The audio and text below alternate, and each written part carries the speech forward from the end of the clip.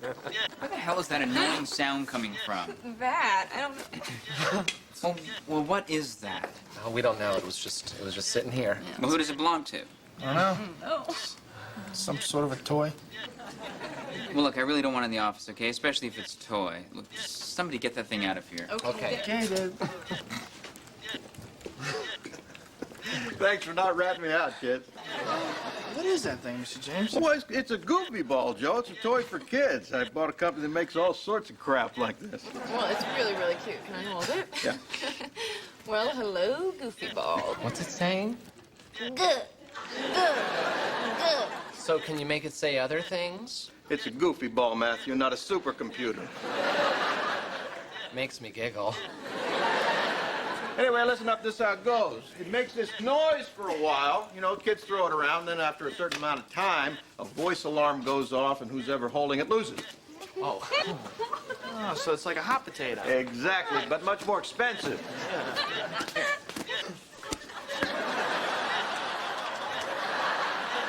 Matthew, Yes, sir. do I look like the kind of guy who would enjoy a good game of goofy ball? No. No. Anyway, I wanted you guys to check it out for me, see how long it takes you to get bored with it. Oh.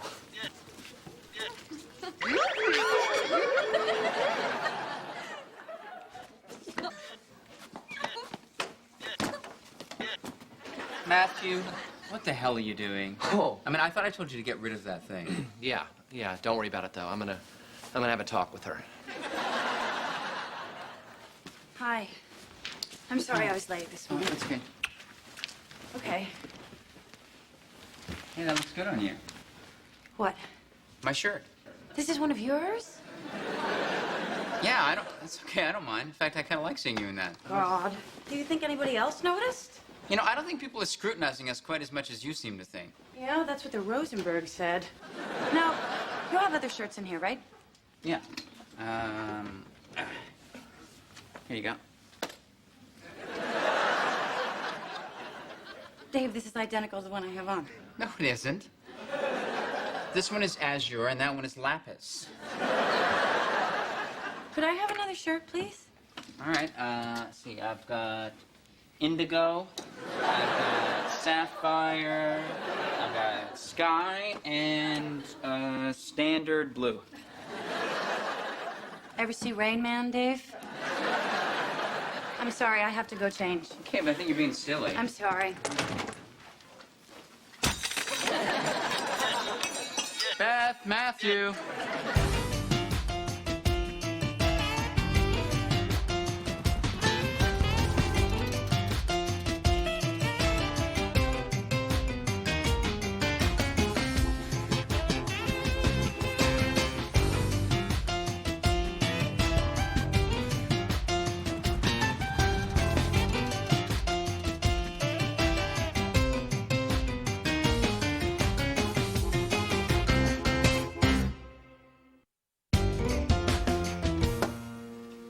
Dad, Yes, Catherine. just two quick things. Did you get my friend's resume? Yes, I did, but I'm afraid I haven't had a chance to look at it yet. I'm sorry. But what was the other thing? Oh, Bill thinks someone's trying to kill him. Okay, send him in. Bill, Dave would like to see you. So, Bill, I hear someone's trying to kill you. I don't expect you to believe me until it's too late. Where did Bill go? I thought he was just an... And who are you?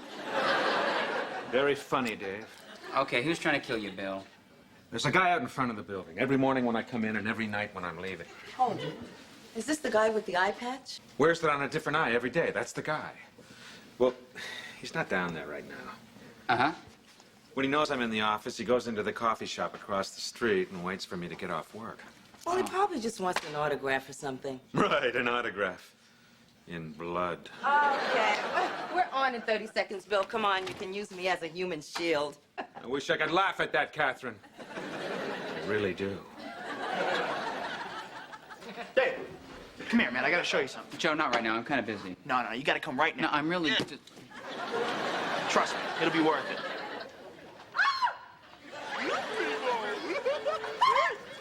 Beth, I'm getting pretty sick of hearing you shriek at that damn... I'm sorry, Dave. That was me. Sorry. Joe, if you're taking me downstairs to show me the world's greatest parking spot again... No. You don't have to go anywhere for this. That's the beauty of it.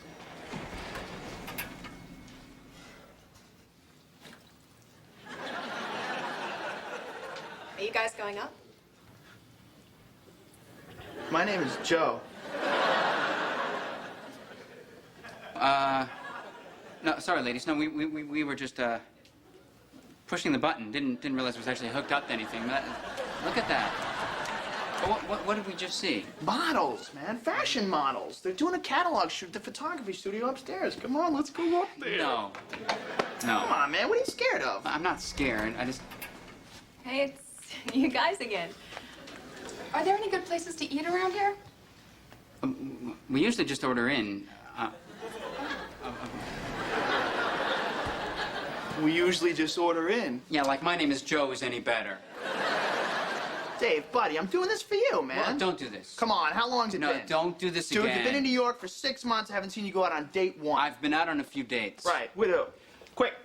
Too late. Nice bluff. Case closed. Upstairs. Don't argue. Come on. Look, Joe, I've got the whole dating thing well in hand, but thank you anyway, all right? No, We decided to eat in too. Well, I highly recommend it. What's your name? Dave, actually. Bye, Dave. Bye. Slightly finishing 20 points below yesterday's high, with winners outnumbering losers 2-1. In Chicago, commodity prices soared. Dave, actually. Please, don't tell me you're jealous. Oh, I am hardly a jealous person, Dave. Okay, good. Did you get a chance to see the changes I made to the national update schedule?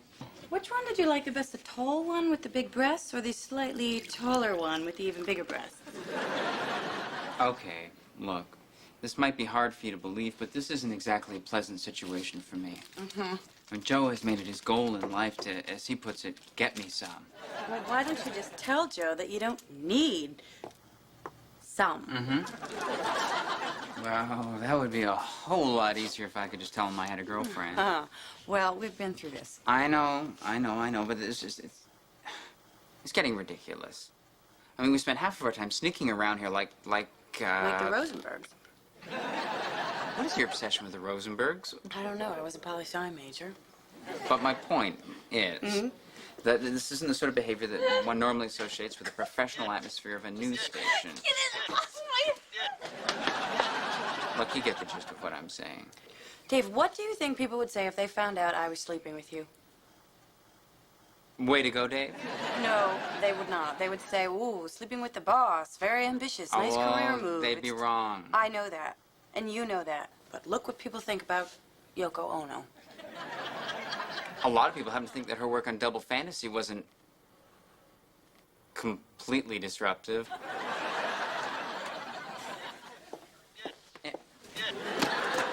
Lisa.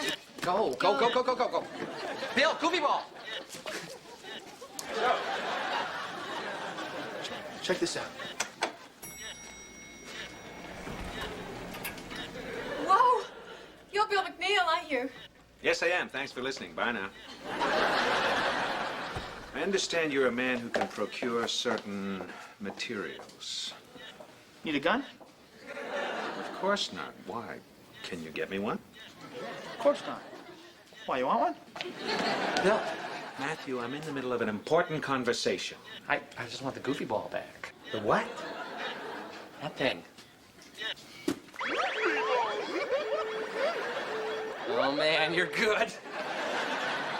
Actually, I was thinking more along the lines of one of those electric stun guns. Legally speaking, those things are Hey, I don't need to know about it. Man, ignorance of the law is not Blah, blah, blah. How much will it cost me? 3 big boys. Okay. Assuming a big boy is $100, I'd like to proceed with this transaction. Man, he is good. Go on. Excuse me. Is that guy Dave around? Dave? No, you know, Dave is not here right now, but if you'd like, you could, just, leave. Wait, there he is. Hi, Dave. Hi. I was just, I was just, Urinating? washing my hands, actually. Well, thank you. Oh, thanks, Joe. No problem. I think he really likes you. You really think so? Yeah. You know, maybe we can go on a double date, you know? You and Dave and me and your friend Emily. I'm really starting to feel like a connection with her. Emily's married. What about the other one? No? Well done, Chief. Well done, what, Joe? That girl Sheila, man, she loves you. She wants to go out with you tonight, huh? Who's your buddy? Who's your pal? I guess you are, Joe. But I'm afraid I'm gonna have to say no. Oh, come on, man. She's really into you. She said she thinks you're sexy. And that's obviously not true, so she must really like you. Thanks, Joe, but still, I don't think it's a very good idea.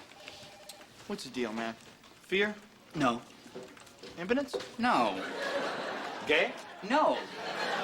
You do realize by gay, I mean a man who has sex with other men?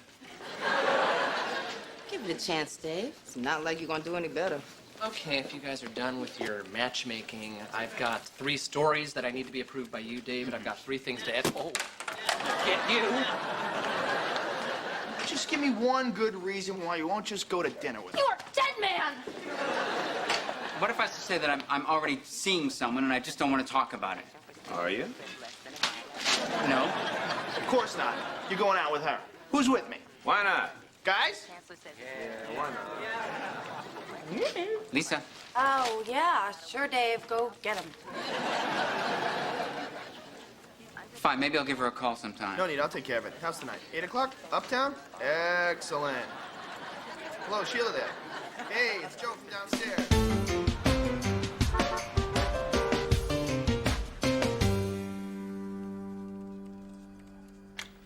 There you go, dude. Stun Gun 2000. I thought you were going to go buy me a stun. Nah, I made it myself. I saved you a few bucks. Looks like a garage door opener. That's what it used to be, an old garage door opener, some diodes and resistors from a busted mixing board, one reconditioned doorbell button, and one big-ass battery. Are there instructions? Yeah, don't push that button unless you want to incapacitate someone for a good half hour. Incapacitate? Yeah, sends 400 volts through the system at 4 amps. Instant temporary paralysis. I call it the stalker shocker. Yes, I can see you've written it here in magic marker. So how do I know it works? You can test it. Good idea. Matthew! No, man. I'm kidding. Trust me, it works. Joe, this doesn't look like a stun gun. Yeah, well, this doesn't look like a megaphone either. But check this out. Red Sox suck!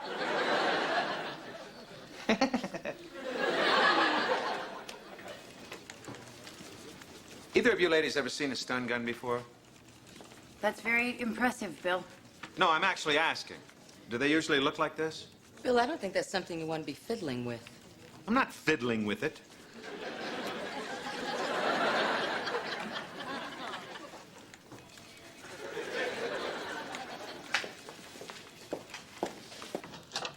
Hi. Hi.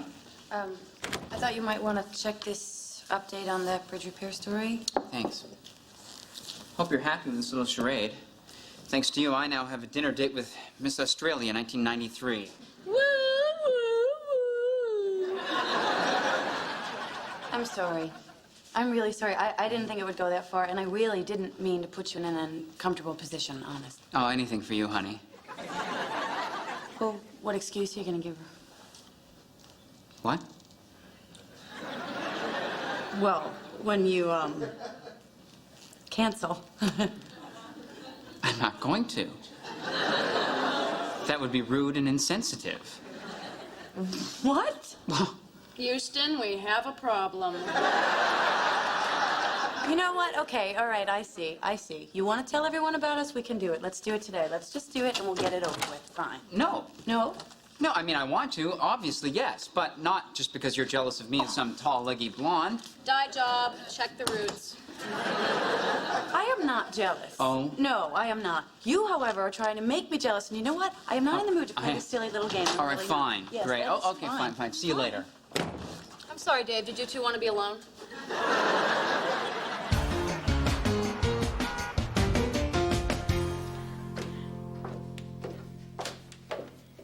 Bill, for the last time, stop fiddling with that. You're going to hurt yourself. I think Joe ripped me off. Should I inform your stalker that you're now armed with a $300 garage door opener? Catherine, do not speak to that man, please, for my sake. Do you understand? Whatever, Bill. Good night. Seems like it should be heavier.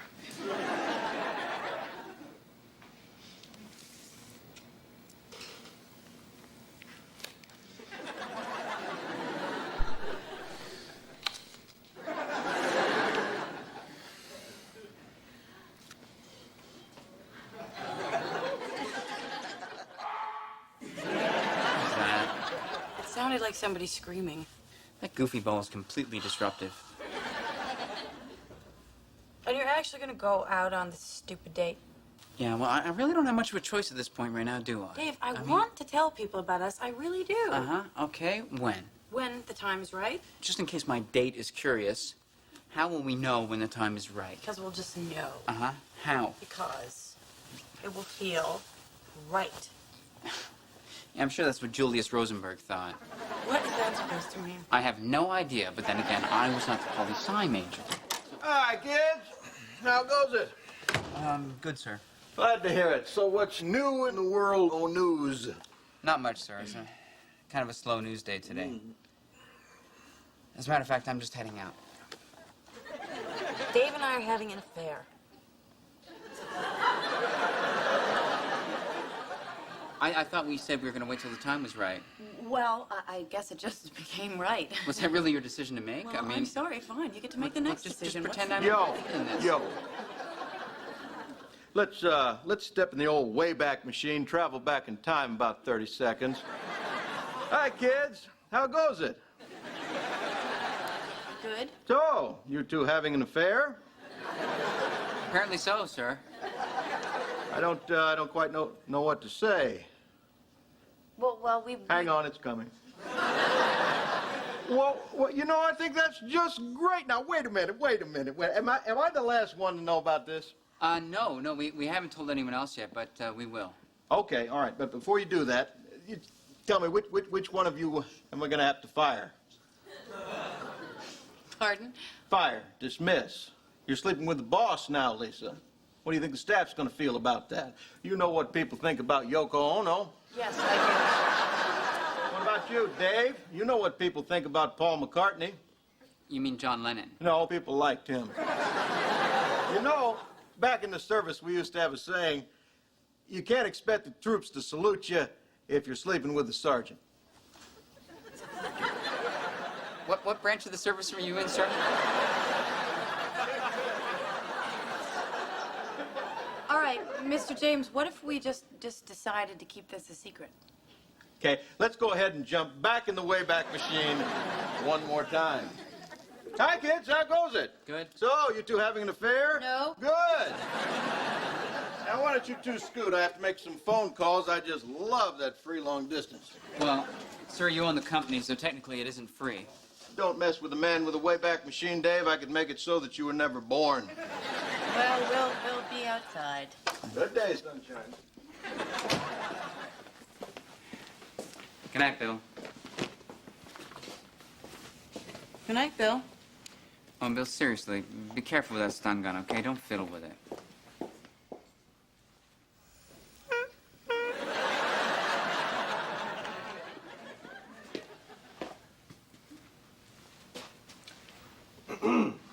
So, Dave, who are you going to send up to New Hampshire for the primaries?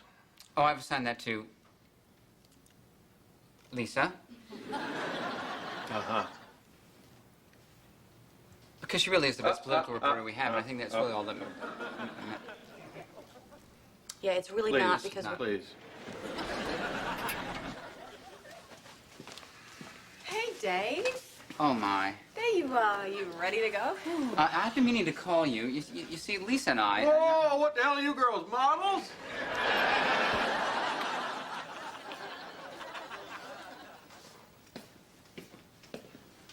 So, Mr. McNeil, you're a hard man to get a hold of. Looks like it's just you and me now.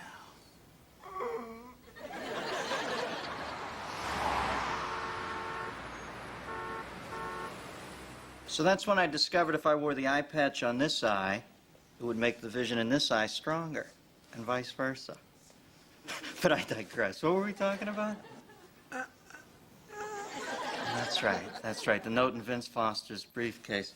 Intentional misdirect, covert ops written all over it, courtesy of the BCCI. Thank you. 11:30. Can you believe I've been here for over 3 hours? I almost forgot why I came here in the first place. I work at the coffee shop across the street. We were wondering if we could have a picture of you for above the counter.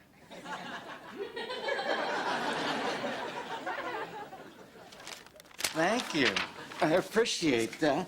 And listen, you remember what the whole key to that story was, don't you?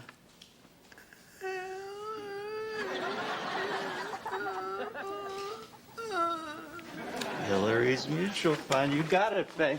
Thanks for the glossy. You stop in anytime. A cup of Joe on me.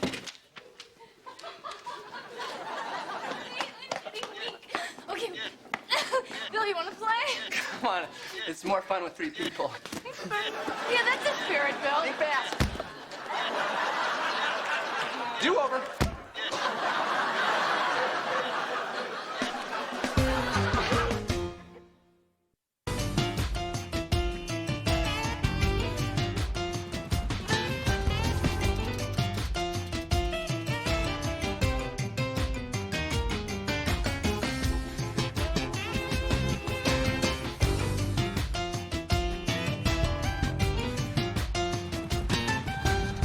Something wrong with your leg?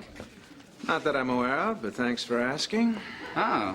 Well, if there's nothing wrong with your leg, then, why the cane? The what? The cane. The walking stick.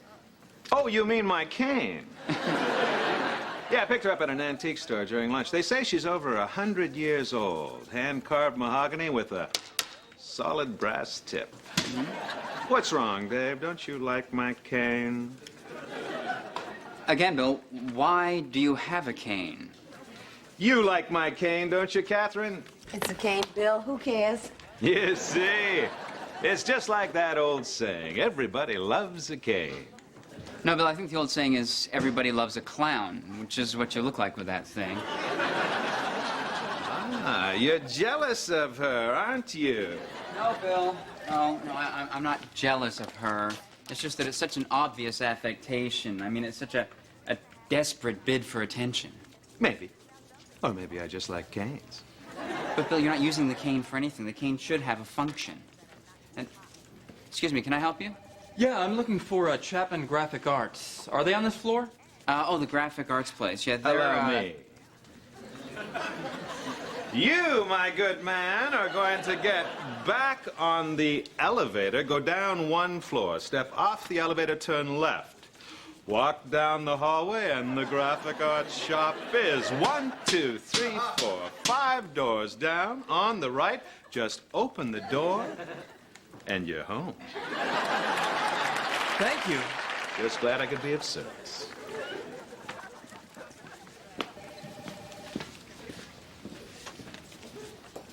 Bagel Dave?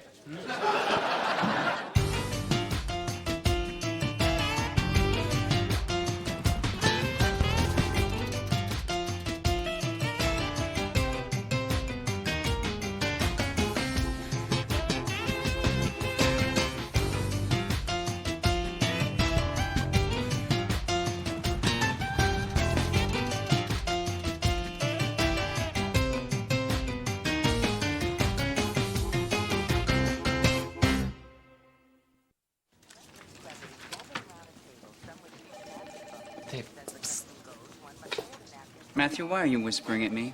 Because there's something not right between me and Joe. It's like every time he looks at me lately, it's like he's zapping me with hate rays or something. You know, it's like zap, zap, zap, zap. Really? Zap, zap, zap, zap, huh? That must Please be don't terrible. mock me, David. Well, it's really hard Just not to, Matthew. watch him. You're just... Watch him. Okay, Matthew, tell you what.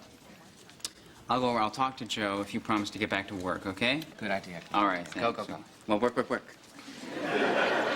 Hey, Joe. Hey, what's up? Hey, is there a problem with you and Matthew? No, Matthew. Matthew's my buddy. You're my buddy, right, Matthew? Yeah. You want to go to lunch? No. I've gone to lunch every day with him for the past, like, 5 months. He just, Okay, I yeah, need but a you... little space. I understand. You don't want, but you don't hate him. No, I don't hate him. He just needs to back off for a couple days, and everything will be cool. Well, thanks, Joe. All right. Thank God, what a relief. 'Cause Yeah, he just wants you to give him some space, that's all. Space? What is that supposed to mean? Just leave the guy alone for a few days, all right? Okay. Good. Okay. I gotta talk to Joe. Oh, Where is Matthew, I'm sorry. Hello, Matthew. I gotta talk to Joe. Then talk to him you shall. Afternoon, Lieutenant. Nice out there today. Perfect cane weather. Well, I guess Central Park must be just full of idiots with canes, then. Good afternoon, people. Hey, Bill, nice stick. You're very gracious, sir. Hey, Dave. Need a brown bean fix? No, sir, I wouldn't want to OD. Yeah, I've seen the coffee and the damage done myself. So, you ready for the annual staff retreat? Sure, when? Tonight. Uh-huh. What is it? Oh, well, once a year I like to get the staff together at the corporate office, lock the doors and kick around some ideas. Oh, really? Well, don't you think we should give the staff a little more time to prepare for something like that? Well, I thought everyone knew about it. Lisa. Yeah. When's the annual retreat? Tonight, right? Right on. Oh, hey, remember last year when we went till like 5 in the morning? Wasn't that a hoot? I wasn't there last year, sir. Oh, right. Lisa, wasn't that a hoot? It's a hoot and a half, sir. A hoot and a half. I'll tell you. I'll talk about a hoot. That was a hoot. Why didn't you tell me about this retreat? I did tell you. No, you didn't.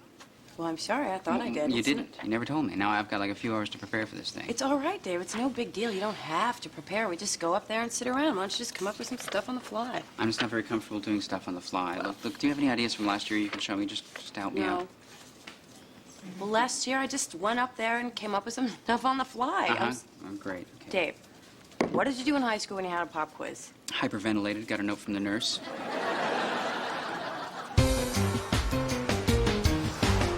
Okay, team, let's get going. Let's get this jamboree rolling. Jimmy, Yeah. where are we supposed to sit? Huh? Oh, well, I had all the furniture removed so we could hunker down, rub some elbows. Come on, everybody, grab some carpet. Let's go. Mr. James, aren't you gonna sit down on the floor with us? No, thanks. Carol. Yeah. Go ahead and bring in some pencils, pads for the guys, please. Jimmy, Recognized? my ass hurts. Okay, Carol, bring in some cushions, too. Bill's ass hurts. Hey, what's up? Sorry I'm late. Oh, Joe, here. I saved his seat right here. Okie doke. Is everybody ready to do it to it? Just 1 second. Okay, I'm ready. You just whipped those up on the fly, did you? Dave and I are gonna need a few seconds to set our stuff up as well. Okay. Maybe just...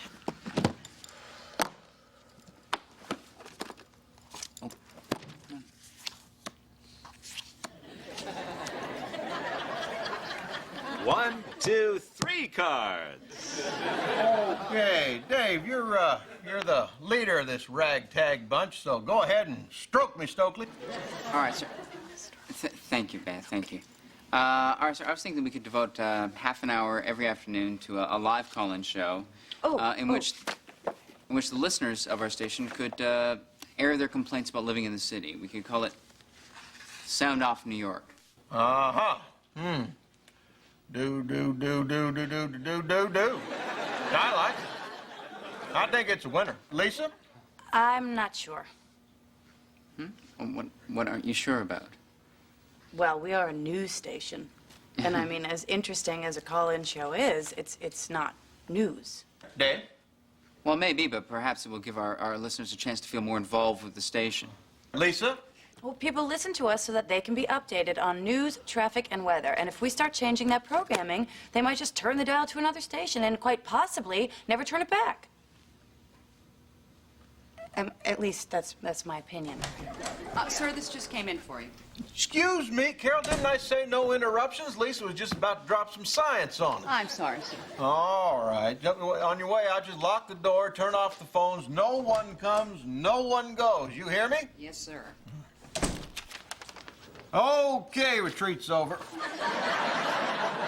I thought this was supposed to be an all-nighter. Well, it was, but Paul Simon's doing a surprise gig down at the bottom line, so... Oh, I love his music. Yeah, I don't, but I do have a line of snow tires I want him to endorse. That's it for today, people. I'll see you tomorrow. Class is dismissed. Are you hungry?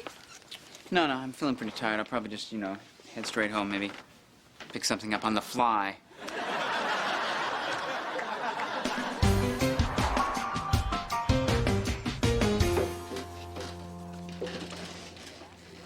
Where's my cane? It was hanging right here. Has anyone seen my cane? I'm talking to you people!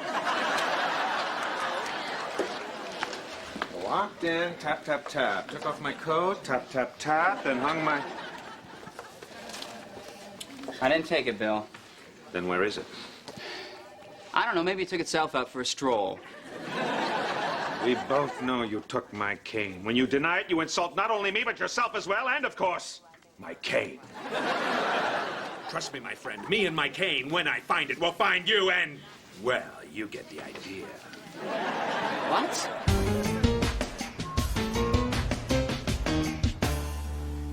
Hello, people. Sorry I had to cut things short last night. So how did the talk with Paul Simon go? Oh, not so good. I think the world's gonna have to wait for a hazy shade of white walls. Anyway, who's got something? Joe.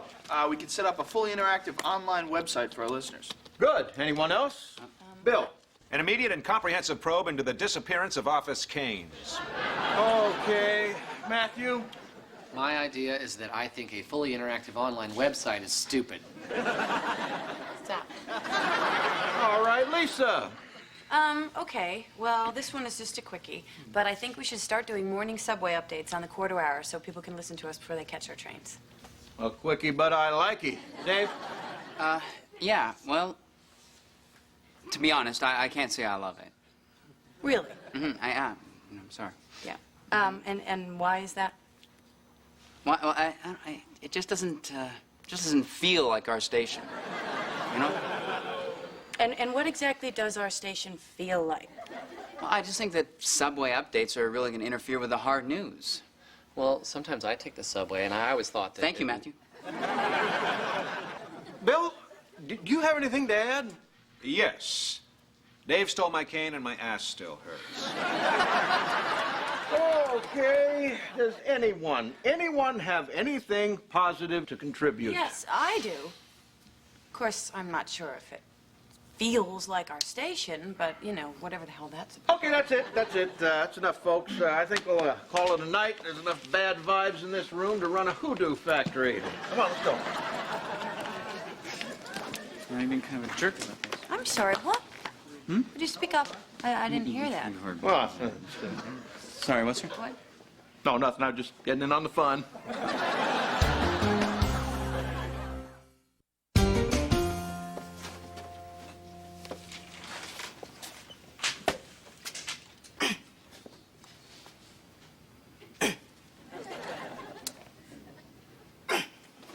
Catherine, just give me the Let me drink. see it. Just give me the... I can take it.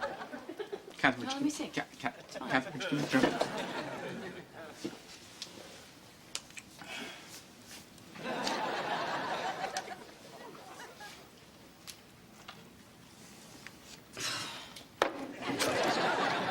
It's stuck.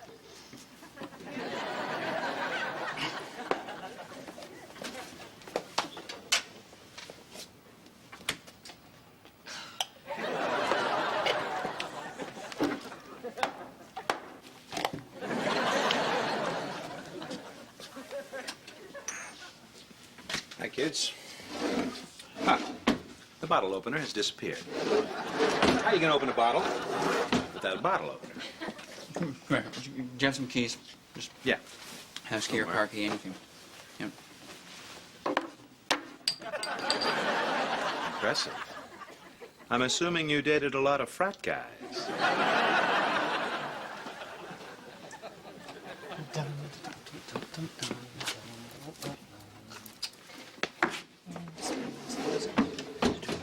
Shoot. I can't find the can opener.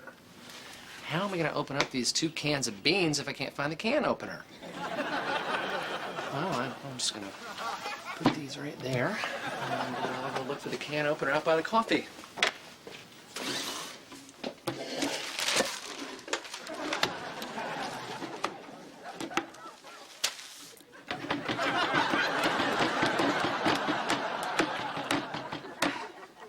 What the hell does Matthew need with 2 tins of beans anyway?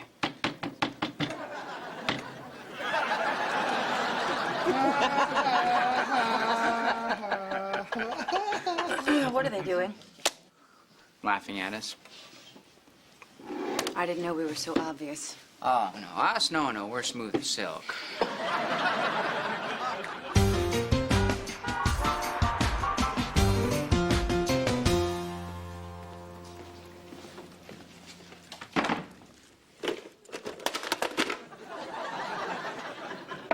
Huh. Guess what? My phone broke. I can see that. Well, Joseph, your job is to fix things when they break, right? Or am I just... That's right. Good, because I'd like you to fix my phone now, please. What's your problem, huh? How far do you think you can push me before I push you back? Okay, you know what? I just need to know why you don't like me. It's not that I don't like you. I just like you a lot more if you weren't bugging me all the time. Bugging? You know, what you call bugging, other people call communicating. Well, I don't want to communicate with you. Look, I'm the kind of person that needs to share my feelings. Well, I'm the kind of okay? person who doesn't like to be bugged. And I'm a little bit country. Come on. Dude, you are a freak. And You're a freak. You're a little bit rock and roll. Leave me alone, man. I don't like... Hey, kids, come on in. Hey. Yeah. Hey, Mr. Mr. James, Yep. where is everybody else? They are no longer relevant to the process. Carol. Yeah, go ahead and lock the doors, and if you hear any yelling and screaming, just leave us alone. Yeah. All right. Go ahead. Come on. Sit. Let's go. Lisa, fire away. Okay, well, I guess first I had a thought that if we switch from pre-taped station IDs to live ones, we could save enough time to have a new 2-minute feature every hour. Dave, dig in. I think it's a terrific idea. And he comes out swinging. Look out, Lisa. Wait a minute. What'd you say? I think it's a terrific idea. Oh, you do you? Mm-hmm. Yeah, I think we should implement it immediately. Oh, well, no, okay. You got any ideas of your own? Yes, I do. I thought we could teach Matthew how to produce his own segments. This was my idea, but Lisa really helped me to flesh it out. Oh, no. I mean, I made 1 or 2 very minor adjustments. They were very key points. They were very key. Gee, what the hell kind of fun is this? I'm all geared up for kickboxing, and you give me synchronized swimming. But, Well, Dave and I decided that we could get a lot more accomplished if we worked with each other instead of against each other. So what you're saying to me is that because of your personal relationship, you see the value in non-competitive cooperation. well, Yes. All right, well, that may work wonders in the bedroom, but I tell you what, do me a favor, keep that kind of crap out of my office. Well, for the record, sir, we really do try to keep our personal and professional lives completely separate. Yeah, and I try to keep my dogs off the sofa, but do you know what makes this country great? what? I don't know, but I do know this. If Henry Ford and John Chrysler had been sleeping together, hell, we'd be all traveling around in horse buggies. I hired you 2 guys because you are fighters, not lovers. Okay. Well, I'm sure that I could come up with 1 or 2 ideas that Dave is not crazy about. All right. I'll tell you what, kids. I gotta get out of here. Where are you going, sir? I don't know. I guess I'll go downstairs, see if I can find a bar fight. All right. How angry are those ideas going to make me? I don't know. Maybe we should go back to your place and talk about it. Mm-hmm. Are we going to fight? Something like that. Oh. Hey. No hanky-panky on the desk. I got cameras.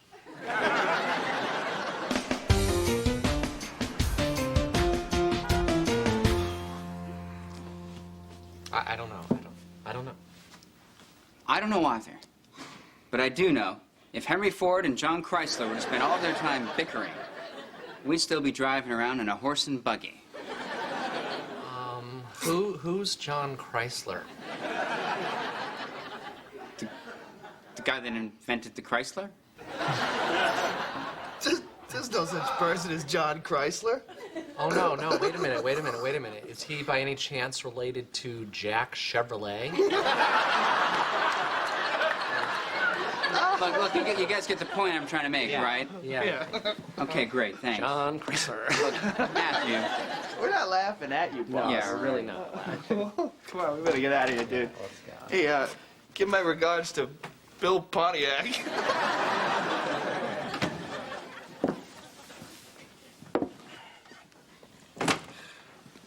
Dave, Oh, Bill, great. I wanted to apologize for accusing you of stealing my cane. Uh-huh. Although we've only worked together a short amount of time, I've always known you to be fair and honest. Now, those are good qualities, Dave, and I hope you never lose them. Bill, it's not under my couch. Maybe not under the edge of the couch. Where is it? Where's my cane? Okay, Bill, for the last time, I did not take your cane. What's under here? It feels hollow. Bill, you're aware that you're making an ass of yourself. Okay. I'm sorry. I guess my cane is lost, and I'll just have to accept that and get on with my life.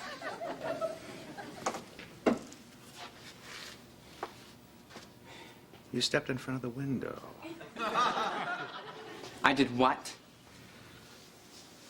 When I moved to the door, you moved in front of the window as if you were protecting something.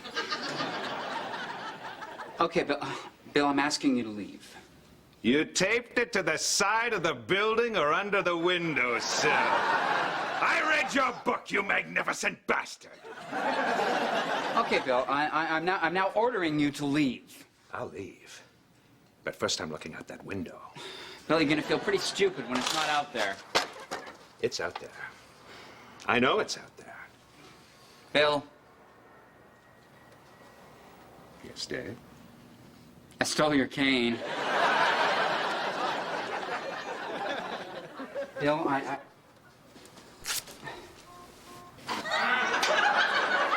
I'm sorry, but I don't know why I did it, and again, I'm sorry, Bill. That is the most childish, immature thing I've ever seen you do. No, this is. But you knew I was gonna do that. No, that one caught me by surprise. Well, what do we do now? Start behaving like adults? An excellent suggestion. Then we're of one mind. Mm-hmm.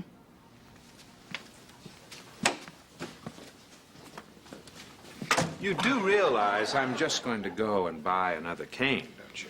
Yeah, and I'm just gonna steal it again. Touche. Beth, here's one you can take right now. This one you can break later. Here's one for the Hamptons. This one I like, I keep. This one displeases me.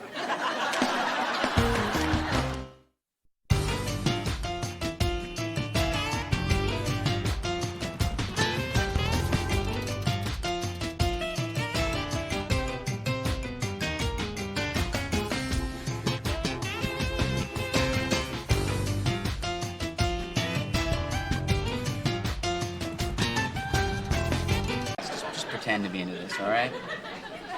Matthew's into it. Matthew may be too into Oh, it. God, yes. Who is it? Who is it? Who is it? Who is it? Well, Matthew, that was my phone bill. Oh, God, I was kind of using that as a make-believe prop, you know. I'm but sorry. That's all right. The winner this month is Beth. Yes! In your face! You! Yes! Well, not exactly in the spirit of the award, but congratulations nonetheless. Thank you. And it is for your suggestion, get rid of the old sandwich vending machine in the lobby, which costs us an arm and a leg to rent, and no one uses. What about my idea to stop buying all those boxes of paper clips? No one really uses them. No, I do. Yeah, dude, but making necklaces and bracelets doesn't count. Yeah, I don't see what's so bad about the sandwich machine anyways. What's so bad about it is that they change the sandwiches in it like once every leap year. Has anyone ever actually eaten one of those dried up old leathery specimens? What are you guys talking about? Sandwich machine by the elevators. Best sandwiches in the city. They're an acquired taste, like a good wine or cheese. A sandwich needs to be properly aged. In the olden days, a country squire would age his pheasants for weeks before they were deemed fit for consumption. In the olden days, people died of ptomaine poisoning and blamed it on ghosts. All this talk about aging lunch meat and ghosts has made me peckish. I'll be at the sandwich machine if I'm needed. Okay, so what do I win? What do I win? You get to call the vending company and have the machine removed. Okay, wait, and then I get the big 5-foot check, right? Tiara, turtle wax.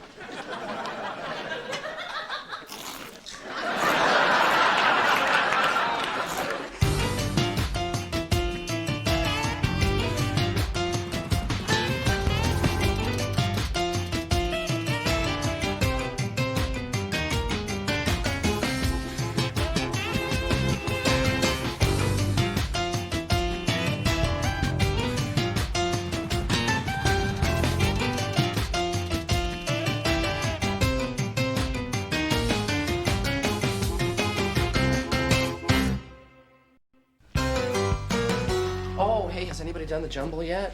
No, looks like you beat the rush. Good, because I got jumble fever and I got it bad. Well, Matthew, I keep telling you if you take your quinine, that wouldn't be a problem. Let's see here, we got Ned. Ned, Ona.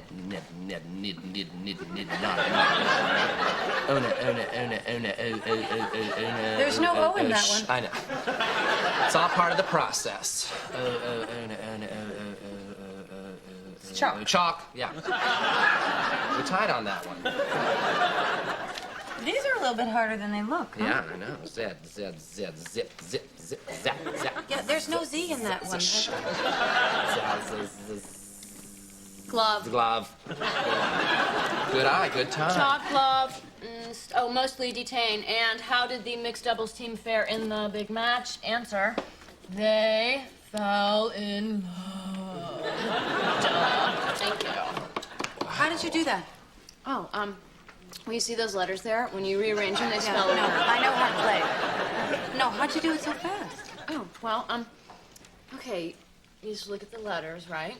And then one of them goes, pick me, I'm first. And then the others are like, I'm second, and my friend Mr. E here is third. I'd really rather not reveal the intricacies of my process at this point in time. You are good at that, though, Beth. Hey, but can you do this? Ew! No. Wait. Can you do this? Oh, my God, that's hard. I know. It took me, since high school to learn. Yeah. Junior. Oh, another one. Yeah, Junior, Revamp, Tardy, and Lariat. And, the manager said the pinch hitter would be a change for the batter. Change for the batter.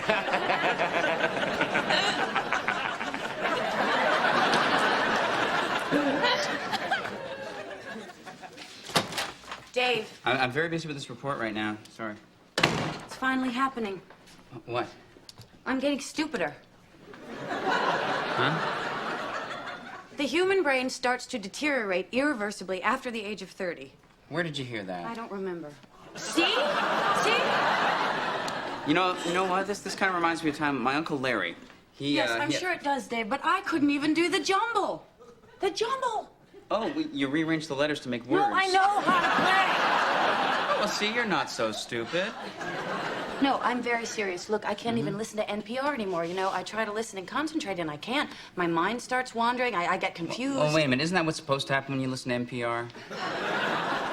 I used to listen to it all the time in high school. I see. So you think you're stupider than Lisa from high school? Possibly.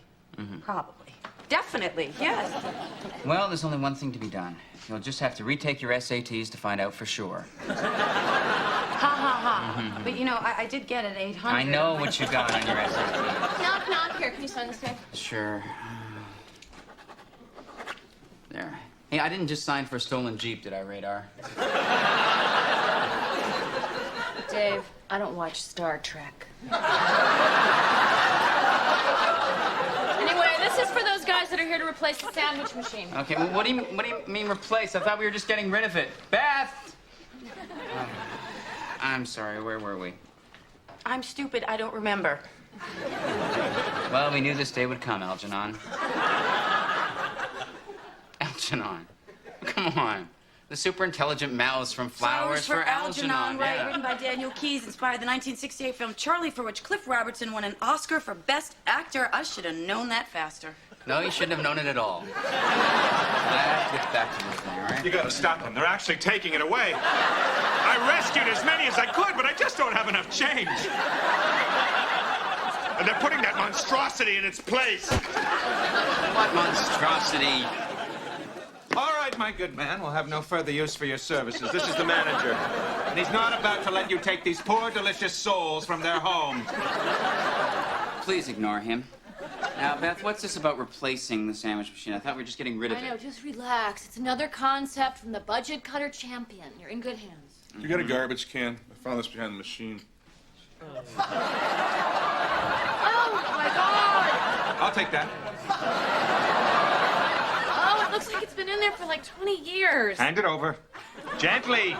Gently.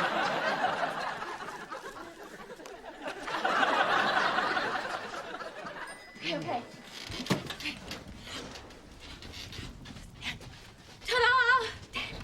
No, absolutely not. Oh, come on, Dave, hear me out. With a cash cow like this, we will not only save money, we will actually make it 1 quarter at a time. Look, get it out of here. Get it out of here quickly. Dave, Get come out. on. With a pinball machine like this, the Well, first of revenue... all, it is not a pinball machine. It is Stargate Defender, a classic arcade game from 1981. The glory days before the 16-bit processors. Anyway, I think the idea is to kill off all the spaceships. No, the idea is to save the humanoids. That is, if the Alabian space guppies don't get to you first. Really? Oh, cool. So you've played this game before? No. It just seems like common sense. Hang on. Were you one of those guys in high school who spent every day at the arcade hunched over the controls of a simulated spaceship with all the other pale, friendless virgins?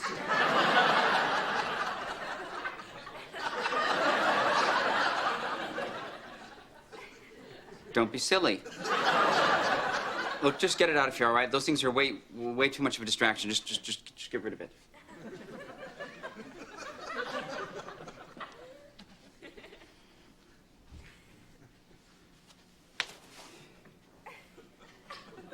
So,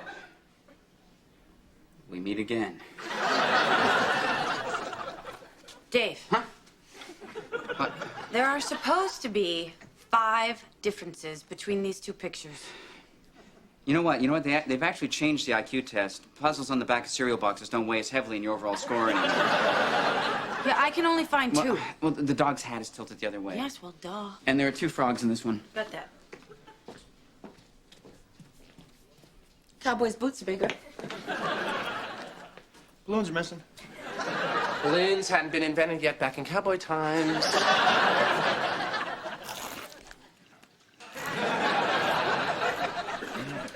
Oh, yeah. I really don't understand how you can eat those things. Well, they aren't what you would call conventionally tasty. I guess they just remind me of the sandwiches my mother used to make for me. Your mother made you sandwiches like that? Yes, she made a month's worth of sandwiches at a time.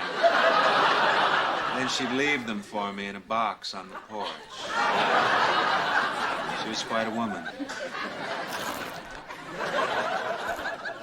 I'll bet she was. Of course, now I have to ration these like a squirrel burying a precious bone. While those vidiots play that infernal game.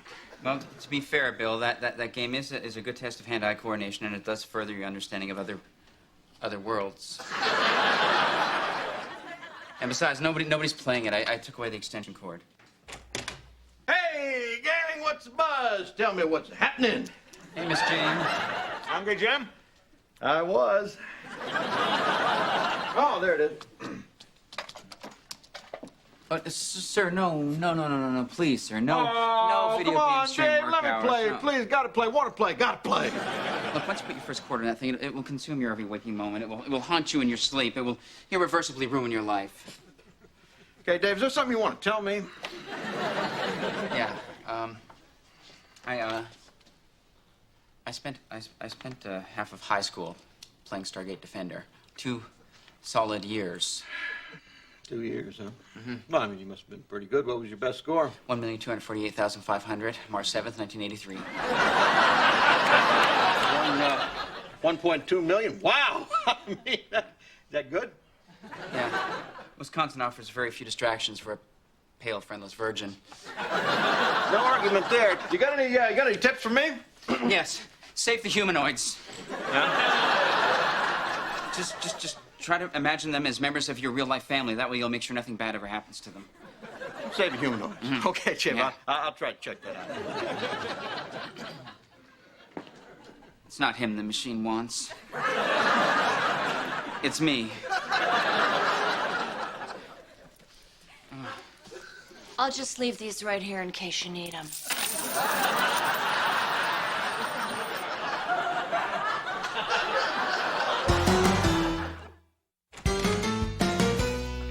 Hello. Hello? I just wanted to thank you. Oh, for what? Well, that sarcastic comment you made about the SATs really helped me put things in perspective. Great. So I assume you've come to your senses. Yes. I have decided to retake the SATs. Good for you. I'm trying out for the drama club. I'm not kidding. There's an SAT prep course that's having a sample test tomorrow, and I'm going to take it. Come on, the SATs aren't even an accurate test of intelligence. Well, that sounds like something someone who got a low score might say. Look, on the day I took that test, there were certain outside factors that adversely affected my performance. Ooh, yeah, that's what they all say, Dave. Well, in this case, it happens to be true. So I have some work to do. I would appreciate being allowed to do it. All right, well, you know what? Here's your chance to show the world what you can do. Why don't you take the test with me? Because that would be a ridiculous thing to do. Okay, I can see quite clearly that you're chicken. I am not chicken. And besides, if you're really worried about getting stupider, isn't it going to drive you crazy if I get a higher score than you? Dave, I'm worried that I'm stupider than I was, not stupider than you. What time? 9 a.m. I'll be there. Good night, Jimmy. Night there, Jim. You take the stairs. I don't want to risk getting stuck between floors with those things. Then we'd have nourishment. I'd eat my arm off first. Bon appetit.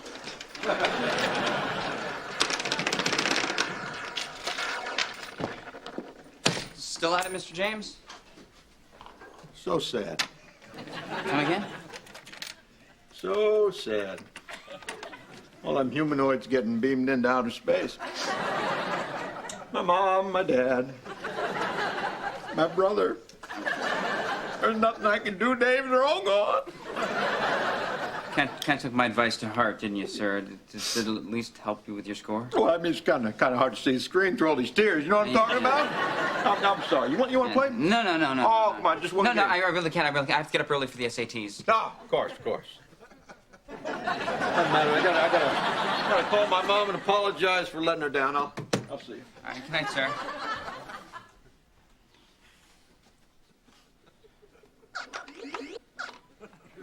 What did you say? All right. Well, it's been a long time, Stargate Defender. Indeed it has, Dave. I believe we have a score to settle.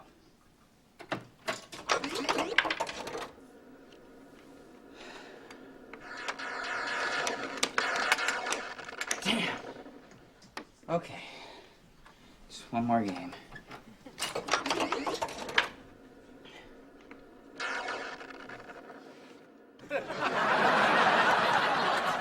Oh, my God. Oh, my God.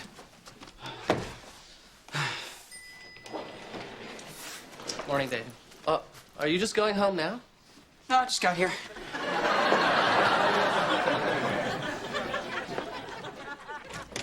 Ready?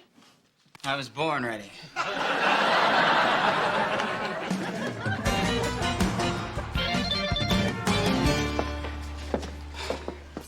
How long do we have before the next section? 10 minutes. Mm-hmm. How you doing? A little unnerved. That's not all that bad, really. No, I think maybe I just feel a little awkward about being the only kid in my row with a pension plan. Well, I'm gonna go have a cigarette. You don't smoke. I did in high school. Hey, man. Huh? Your mom is fine.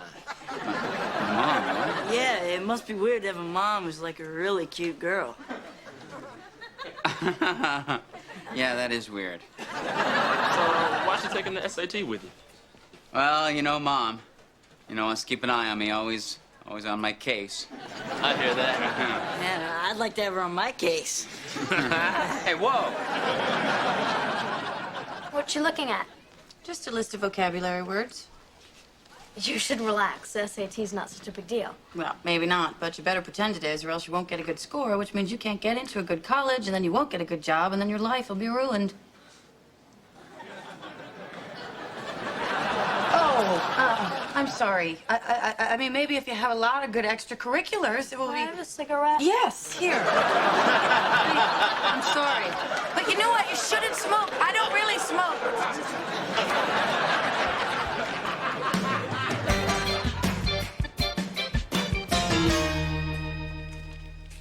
You okay, Bill? I'm fine. Great. All right, I'll stop trying to be brave. I feel like hell. Well, maybe you should lay off those sandwiches. No, that's just it.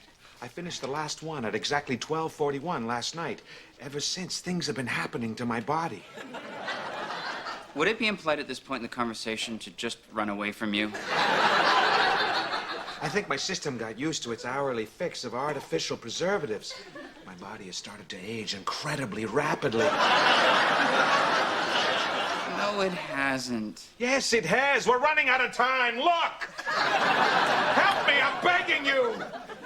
You actually dyed your hair gray to convince me to bring back the sandwich machine? Yes, I did! Now do you understand how important this is to me? Only if you dyed all your hair gray to match. I did!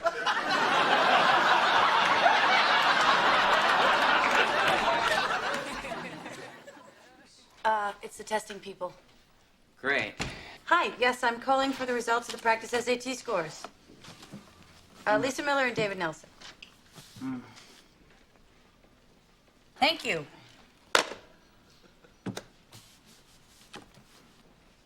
Well? Well, I scored the same as I did in high school. Terrific, terrific. You feel better? No, Dave, I don't, because your score, on the other hand, dropped 120 points. So what? So what? So what? At this rate, by this time next year, I'll be spoon-feeding you pudding while you watch Barney tapes. And that is not what I want out of a relationship. Listen, that test was not an accurate assessment of my abilities, all right? There were certain outside factors that had an adverse effect upon my performance. Oh, Dave, outside factors. Give me a break. Okay.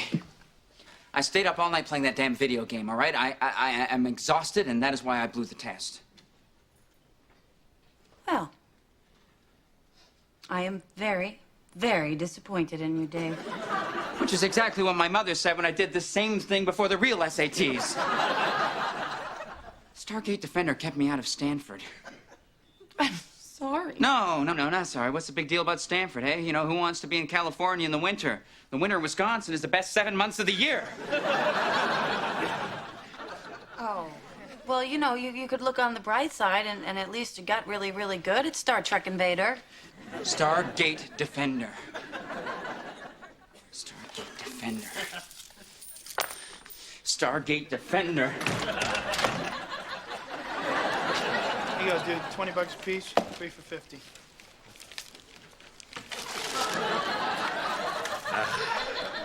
It's been a long time, my little friends.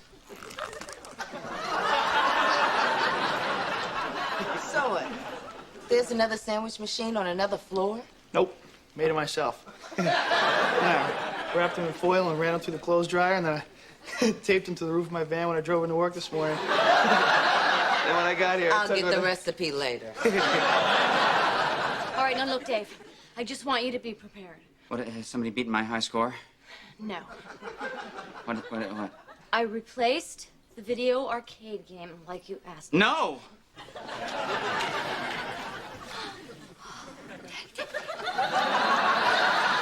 Oh my God, come on, isn't she cool? No!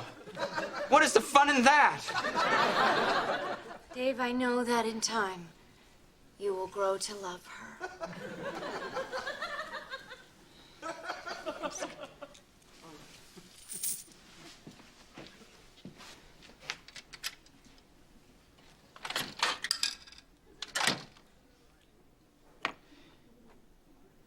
I wish I was big.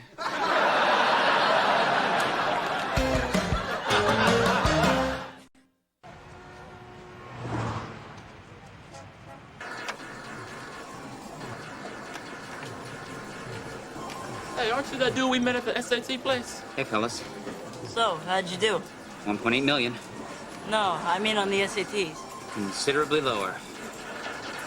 So, is your mom gonna pick you up here? Nope. Damn.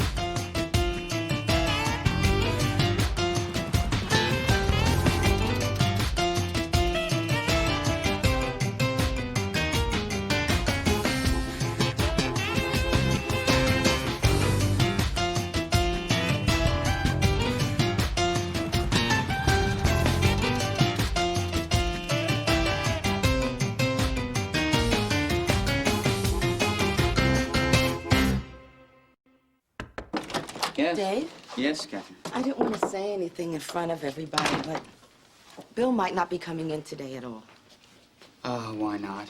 Well, he got a parking ticket this morning, and I guess he got into an argument with the meter maid, and, well, he got arrested. For arguing with a meter maid? No, for resisting arrest. Well, what were they arresting him for that he could be resisting?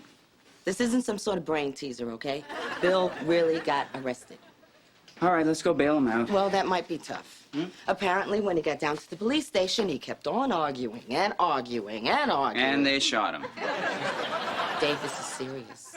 Apparently, when someone who's been arrested is non-cooperative or hostile, it's standard procedure to give them a routine psychiatric evaluation. Oh, no. Oh, yes. Bill has been committed to a psychiatric hospital for observation.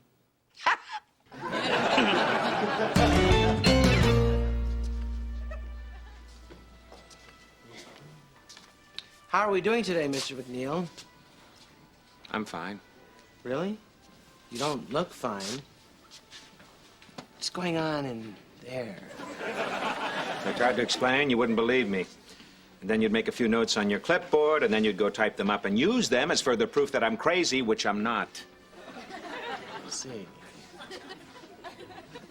Like that. Thank you. Mr. McNeil. May I call you Mike? No, because my name is Bill. That's not what it says here, Mike. Bill. And I'm not crazy. No one here is crazy. What about that guy over there making out with the light switch? Okay, he's crazy. But come on now.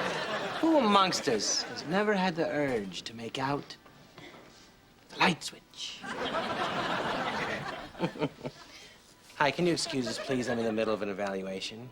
Fred, give me the coat and the clipboard. Oh, you know what? Fine. Just trying to help. You steal these out of the doctor's cloakroom again, I'm gonna have to revoke your TV privileges. Oh, ouch. Cigarette? Yes, please. I wasn't offering you one.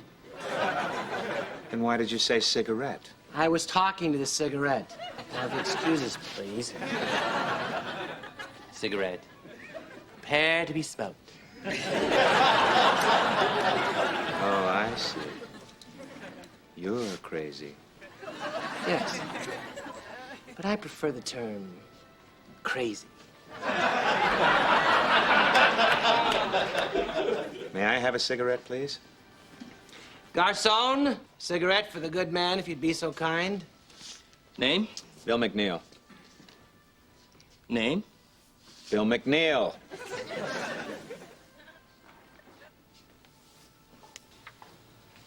Name? Mike. There you go, Mike.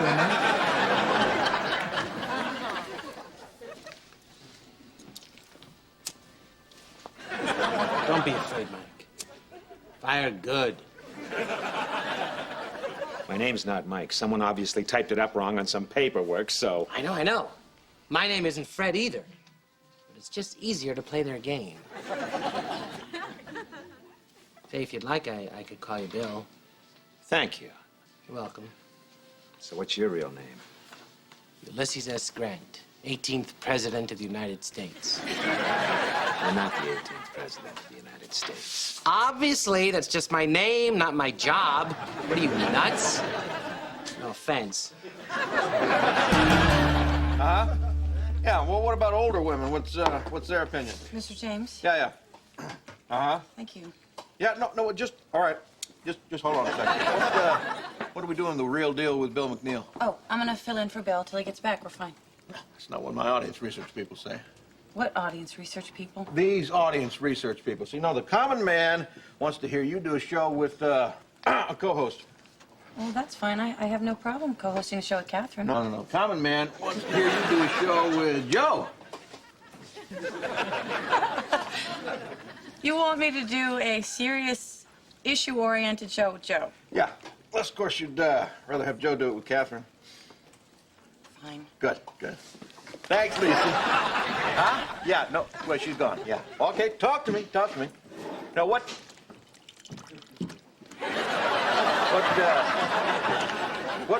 the real people think about my idea? Sir, I'm afraid the data is still inconclusive. I'm gonna have to do a little more snooping around. Oh, shoot, you poor thing. Where are you now? Well, like you suggested, I've infiltrated a midtown business establishment to gauge their listening taste. I know this is hard, but I need for you to stay out in the field until I get this show fixed. Okay, but this type of research could get kind of expensive. Well, hell, that's why I gave you the corporate credit card. Now, you just do whatever it takes to get me that info. Whatever it takes. 10-4. Is the Swedish massage here administered by an actual Swede? Ah, Mr. McNeil. Interesting case. Very troubled. No, he really isn't. No, there's been some sort of a misunderstanding. You see, Bill isn't actually crazy. Oh, no, I'm afraid he's quite crazy. We work with Bill. We know him very well. Well, then you will have noticed that Mr. McNeil is a textbook paranoid psychotic. He has difficulty forming emotional relationships with others. Well, that may be so, He but... exhibits irrational hostility that often manifests itself in manipulative behavior. True, but... He thinks that none of his friends really like him. Well, you know, sometimes he makes it hard, but His feelings about his parents are Unusual at best. You don't understand Bill the way we do. Ah, which brings me to my next point. Ever since Bill came here, he's been calling himself Mike. Could be delusional. Sure, Bill has his problems. We all do. But I've been working with him for nearly 3 years now, and he's one of the most capable and reasonable and rational people I've ever met. You're doing him a great disservice by keeping him here. Well, you may be right, but only time will tell. Can we talk to him? I'm afraid not. No visitors for the first 24 hours. Oh, look, this is outrageous. Sorry you feel that way, Mr. Nelson, but we will keep you updated as to his condition, and you can always visit him tomorrow. Mr. Nelson. Mr. Nelson. This is not the ape cage at the zoo. Please, don't rile up patients. Sorry. Thank you, Mr. Nelson. See what you've started? Sorry again.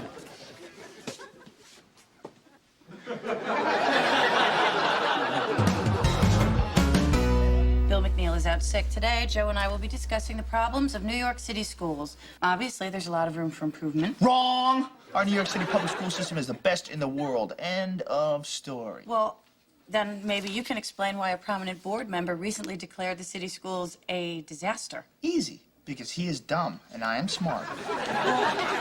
The dropout rate is up 12%. City SAT scores are down 9%. Yeah, you're making that up. No, I'm not. I'm reading it from this report from the Secretary of Education. That's a cup of coffee. Ladies and gentlemen, she is holding a cup of coffee and pretending it's some sort of government report. No, I'm not. Yes, you are. And what the report really says is that 1 year in a New York City public school is equivalent to 5 years at the Sorbonne, or whatever that famous French school is. No, it doesn't. You know what, Lisa? If you had went to New York City public schools, maybe you wouldn't have the self-esteem problem that allowed you to balloon up to 300 pounds. Not 300 pounds. 250, whatever. We'll be right back. But to be completely honest with you, I agree. The schools suck. Joe, you can't just make stuff up. I'm not. My on-air persona is. Well, tell him to knock it off. I can't. He's crazy. So, what does Johnny Lunchpail think of our new direction? Oh, well, so far, sir, my research is pretty inconclusive. Well, people say they like the show. You know, I can't really be sure yet. I think this is just the kind of problem you have to, you know, throw more money at. Okay, then do it to it. Okay, 10-4, Mr. James. Oh, I think you're gonna kill me, but you know what? Can we go back to the other way? The second one we tried. No, actually, I think it was the third. It had like a more of a southern.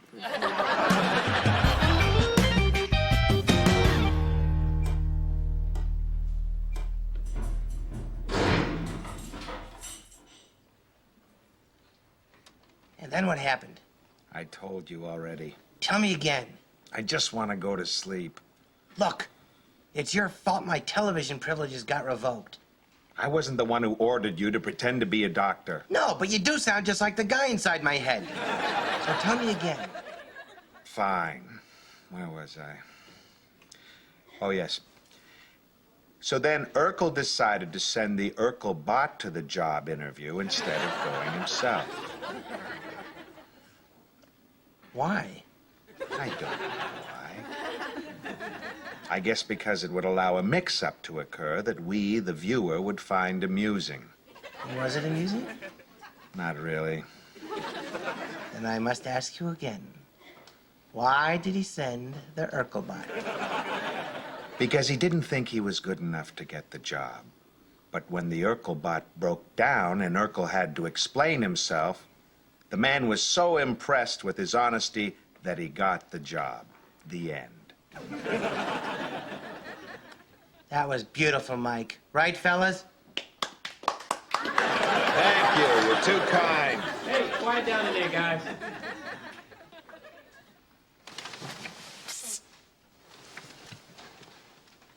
What do you say we get out of here? I'd love to, Fred, but I don't really think that's an option. Think again. See that window up there? A tall guy like yourself, with the guidance of a brilliant mastermind like myself, could jimmy the latch and we could be outside within minutes.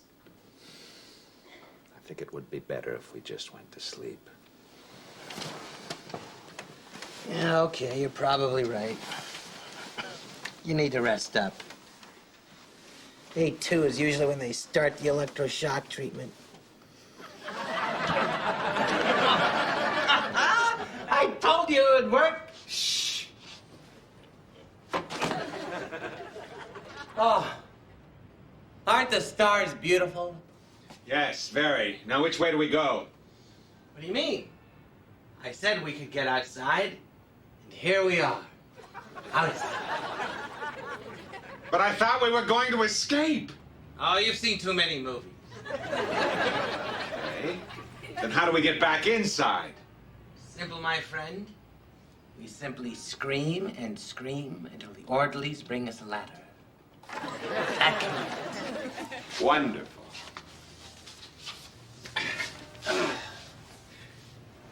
Cigarette? No, thanks. Again, I wasn't talking to you. Cigarette? Air to pleasure me. All right, well, this all appears to be in order. I'll just need your signatures here, and I'll need Mr. McNeil's signature right there. Okay, thank you. I'll be right back. Good morning, old friends. You okay, honey? Never better, my sweet. What brings you two here? Well, Bill, it looks like we've been able to work this thing out legally. They'll release you into our custody so long as you sign these papers agreeing that you won't sue anyone for their horrible mistake. I'm not signing these. Bill, you have nothing to gain by suing anyone. No. I'm not signing these because I'm not leaving. I happen to like it here. Are you on some kind of medication? No, I'm not. But I'll tell you what I'm high on. Freedom. Bill, you're locked up in a mental institution. And I've never felt freer. You know all those maddening little decisions that torment you all day long? Here, someone else makes all the decisions for you. And you like that? I love it. No more wasting precious time trying to decide, eat now or eat later, eat more or eat less. And then, of course, there's the camaraderie. Bill, these people are insane. Oh, really? Then why did they elect me Prime Minister of Ward 15 this morning? Exactly how long do you plan on staying here? I don't know. A week, maybe 2. I have some vacation days saved up. Bill. That can mean only one thing. 10:47, snack time. Give my regards to everyone at the office and tell Beth I need... Prime Minister Mike? What are you waiting for? It's snack time.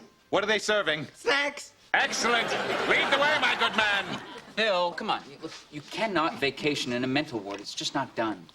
Don't be naive. That's what I'm doing. See? I'm not alone. It's true. See, I have a very stressful job. All day long, it's just decisions. So I come here to get away from it all. Well, what do you do? I'm an air traffic controller. Really? Oh, yes. You see, I hardly get any vacation days for my job. So every 6 months or so, I flip out and I put my fist through a radar screen and we hear. He means he pretends to flip out. No, I actually flip out. At least half the guys here are running the same scam. We've got a heart surgeon, a guy who designs bridges, a member of a SWAT team. Oh, we've even got a CEO of a very successful intergalactic spice mining corporation. Perhaps you've heard of him. Gorzon the Merciless. Actually, I think that guy's really crazy. Yeah, crazy like a fox. Look who's eating all the snacks. Let's go.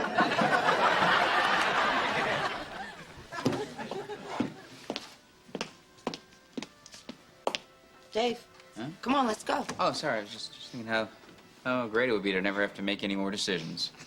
Like Lisa ever lets you make any decisions. Mr. James, can you please tell Joe that the fake fighting isn't working? I already did it. In fact, I told him to go exactly the opposite way. Which way is that? You'll see. What? I don't want to do this. Come on. Do what? Hello. Welcome to The Real Deal with Lisa Miller and Joe Gorelli. Today, we hope to have a frank discussion about the changing role of welfare in the city and in our nation as a whole. Lisa, if I could interrupt. No, Joe, you may not. And in our nation as a whole. Please, it's very important. What is it? Lisa, we've worked together for some time, and I know you as a competent and attractive young reporter. And in the past few years, this fond respect has blossomed into love. What? I can keep silent no longer. I am on bended knee, asking for your heavy hand in marriage. Live on the air, where our love first grew, during the all-important drive time period. Only on WNYX. Lisa, will you marry me?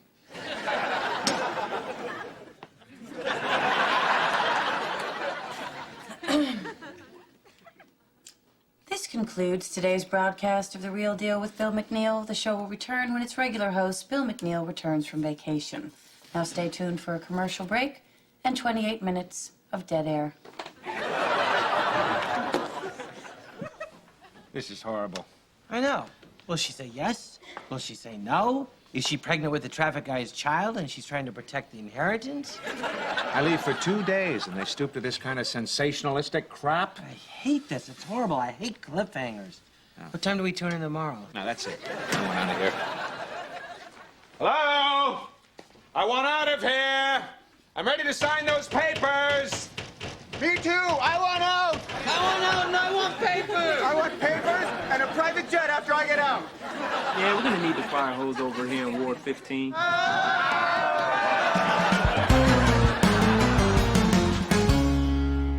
No, Beth, I'm calling it off. Bill should be back to work tomorrow, so come on back. But, sir, I'm digging up some really great information. If you could just give me a little more time. It's over. Forget it. Damn. It's really not that big a deal, all right? I'll see you in about 15 minutes. Okay, well, it's going to take me a little while to get back. Whatever. I'll see you when I see you. 10-4. You know what? I'm going to need to charter a helicopter back to Manhattan, so you can just... Thank you so much. Put that right on my card. Thanks.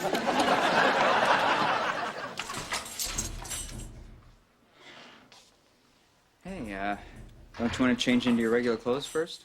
From now on, these just might be my regular clothes. Bring the news with a man in shabby pajamas. Hey, these aren't shabby. And they weren't cheap. I paid 15 cigarettes for these. Fine. Let's go. You guys go on ahead. I need to say goodbye. All right.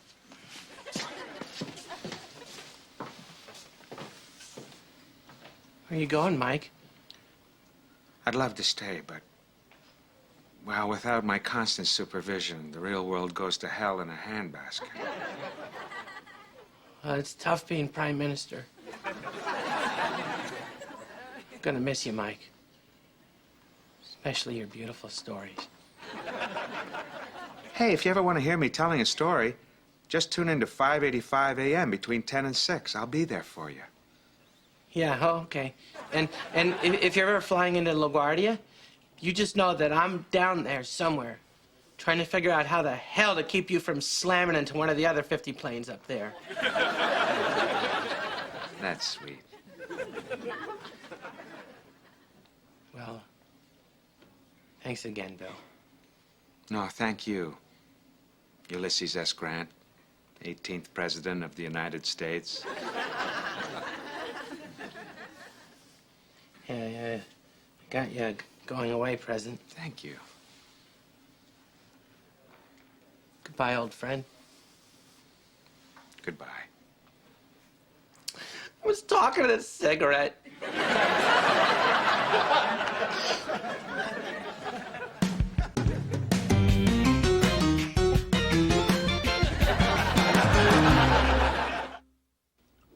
How about them Mets?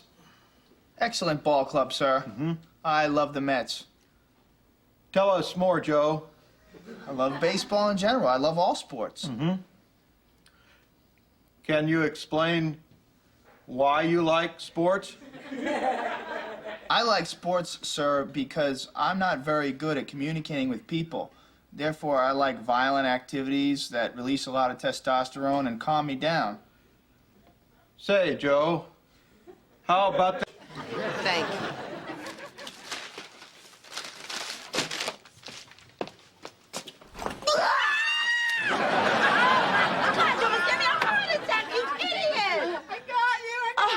Joe, I got her! Way to go, dude. Out of there, Matthew. Now we're even. Come on.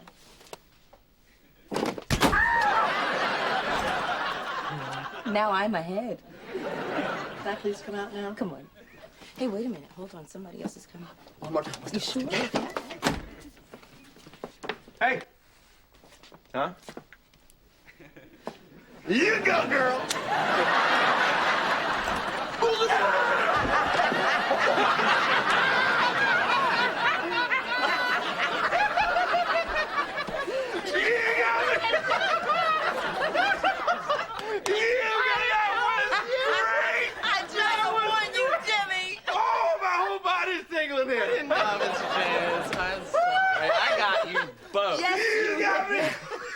Are you okay, Jimmy? Yeah, I'm fine. I see my arm's kind of tingling, but I mean, what a run! Come on, Mr. James. You can't prank a prankster. Come on, Mr. James. Jimmy?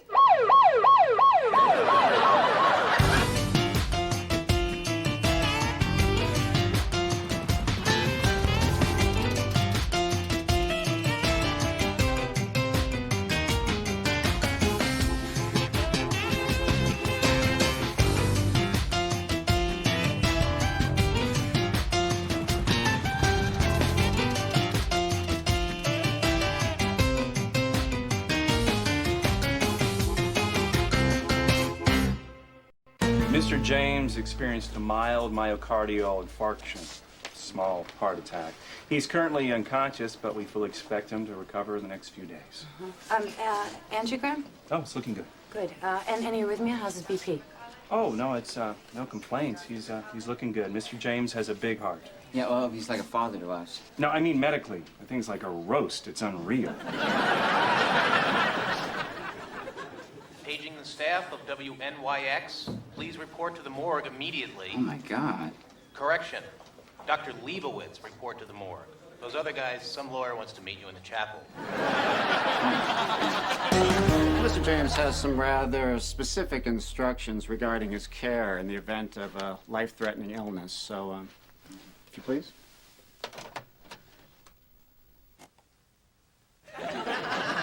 Hello, everyone. If you're watching this, I've probably been forced to flee the country due to a mix-up with the IRS. Whoops. Okay, that's not the right tape. Yeah, pretend you never saw that.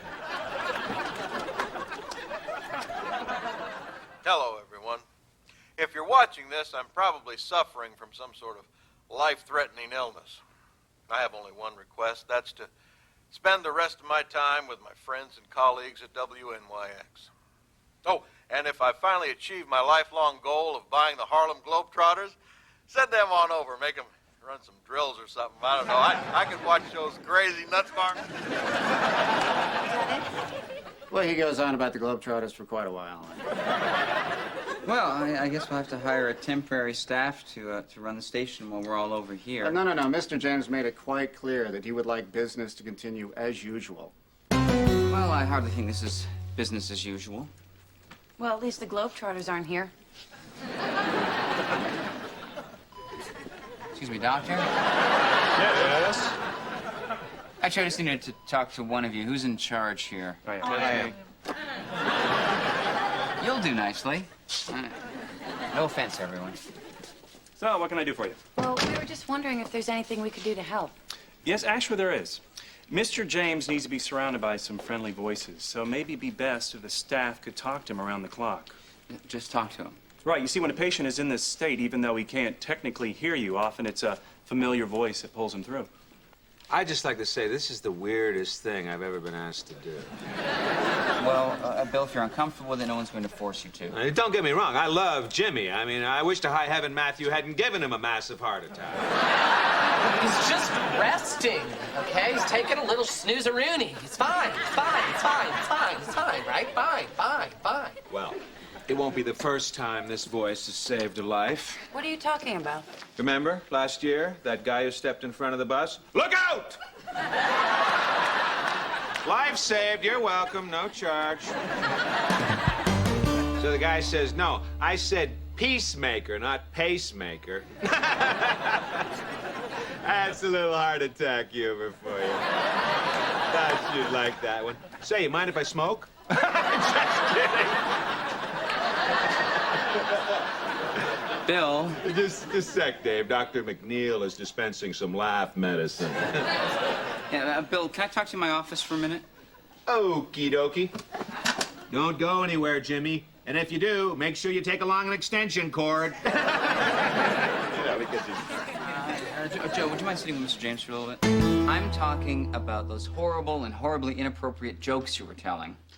Some of us have different ways to deal with sadness, my friend. And your way is to make fun of a man who's too sick to defend himself? It's called tough love. Get used to it. Bill, it is not tough love. Oh, please, you wouldn't know tough love if it stripped you to your jockeys and made you stand all night in the rain. Bill, it's insensitive and inappropriate, and you've got to cut it out, all right? I wish I could, but the more upset I get, the worse it gets. Well, can't you ever just be sincere and normal? In real life, no. What do you mean in real life? Well, when I'm on the air, I open up completely, really bare my soul. Bill, you do news, weather, and traffic. Yes, but I mean it. And back when I was a DJ on my college station, I'd pour my heart out from midnight till 6. Better than therapy. All right, well, just try to pretend you're back in your college radio station. Hey, listen, you're not trying to get me to smoke pot, are you? It's like, like you're a high school dropout, and I'm a high school dropout, and you're a multi-billionaire, and I'm an electrician. That kind of sucks. Anyway, Jimmy, what I'm trying to say is, if you can hear me, and with a thumb like this, and that's how Bobby Ojeda used to throw his knuckleball. Hey, You can go now, Joe. I'll take over. can I just have like another half a minute with him? Sure. Thanks. What I'm trying to say is that you're like a role model to me, and I've never really had a role model before, except for John Gotti. And I never really met him. Except one time I followed him to his house and I tried to jump his fence, which really wasn't such a good idea. Anyway, Jimmy, take care. It's gonna be okay. And if you saw the Ultimate Fighting Championship, you'd know that that's how Mark Coleman made Dan Severn tap out. What's up? Have fun. Hi, Mr. James. It's me, Lisa. And I'm not really sure what I'm supposed to talk to you about, so I'm just going to try and speak openly and honestly from my heart, which doesn't come naturally. But fortunately, I've taken some time to delineate all of my various feelings and write them down on these index cards. Which actually I've also sequentialized in order to maximize emotional utility. Okay, okay. Well, that one's stupid. I hope you get better.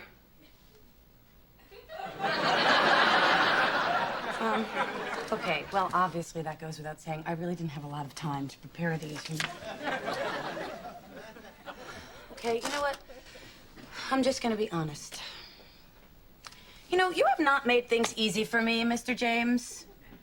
You know, you are the only person I have met who has achieved more of his life goals than I have. But, you know, on the other hand, it does keep me from getting complacent because, you know, I look at you and I think of all the things I want to accomplish before I die.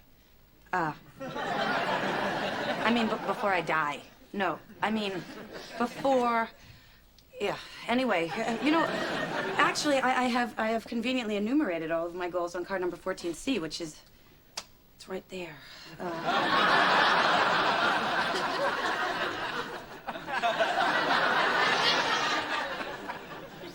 Sorry, sir.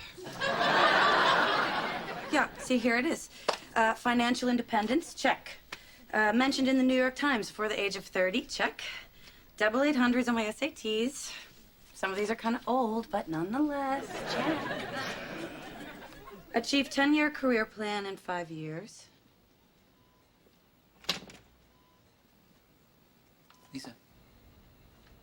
Lisa. Huh? You're supposed to be talking to him. I was. I realized something, though. What? Well, it's kind of major. What is it? But I'm very serious. What is it already? I want to have a baby. What? Oh, my God.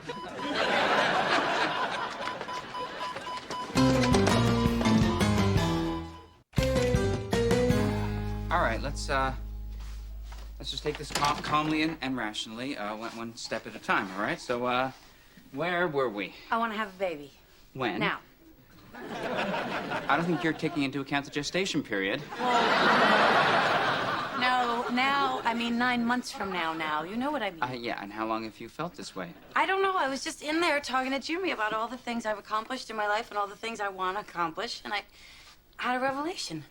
Lisa, you can't make a decision this big in the blink of an eye. Dave, you can't make a decision this big in the blink of an eye. All the important decisions I've made in my life have happened just like this. This fast? Yes. I remember in college, April 25th, 1985, I was sitting on the steps of the library, eating a cheesesteak sub, when boom, it hit me. Radio journalism, and here I am.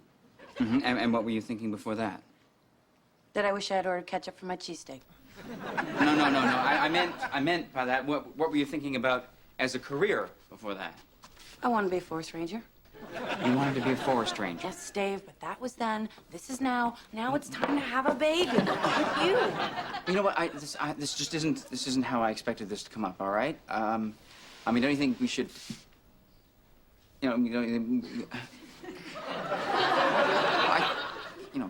married.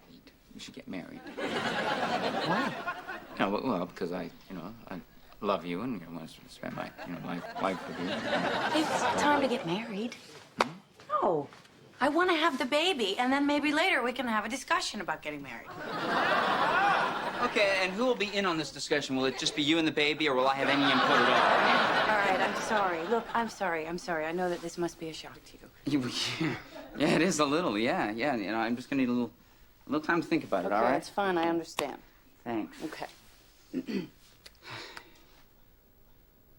I'm gonna need a little more than 30 seconds. All right? Okay, fine. I'll be back in 5 minutes. Oh, well. Thanks for your patience. Thanks, Joe. Hey, no problem, dude. I hope it helps. What the hell's that smell? It's the incense we used to use back at my college station. Ebony Lust. Lower the lights on the way out, would you please? You got it, bro.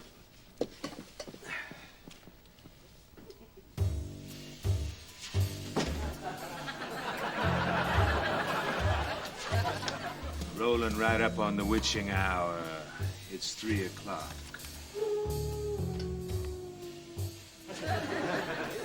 This is Bill McNeil, the bad boy of WFIB. The one and only. I'd like to take a moment right now to rap to a solid dude out there who's going through some tough times. When I think of my personal heroes, who do I think of? Thelonious Monk, of course. John Coltrane, Jack Kerouac, Carl Vonnegut. And that slow-walking, smooth-talking badass they call simply Jimbo. This one goes out to you, my man. Let's take a slow ride with Foghat.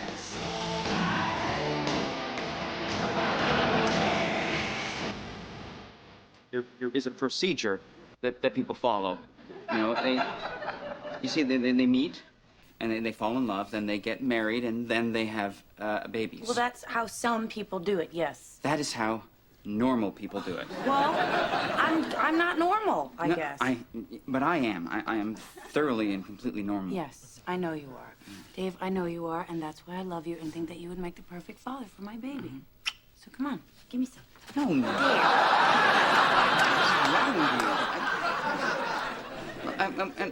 Emphasize, what about your career? I mean, you're the last person I see giving up your job I'm and not staying gonna home quit with my job. No, I can do both. I only sleep 3 hours a night anyway, so. Oh, great. So what are we gonna do? We're gonna turn the break room into a daycare center? Yes, after the nursing home shuts down, maybe. You know what? I have an idea. You could quit your job, and then you could stay home with the baby. Just like John Lennon. Yeah, that worked out great for him. And I do admire all these things about you, but most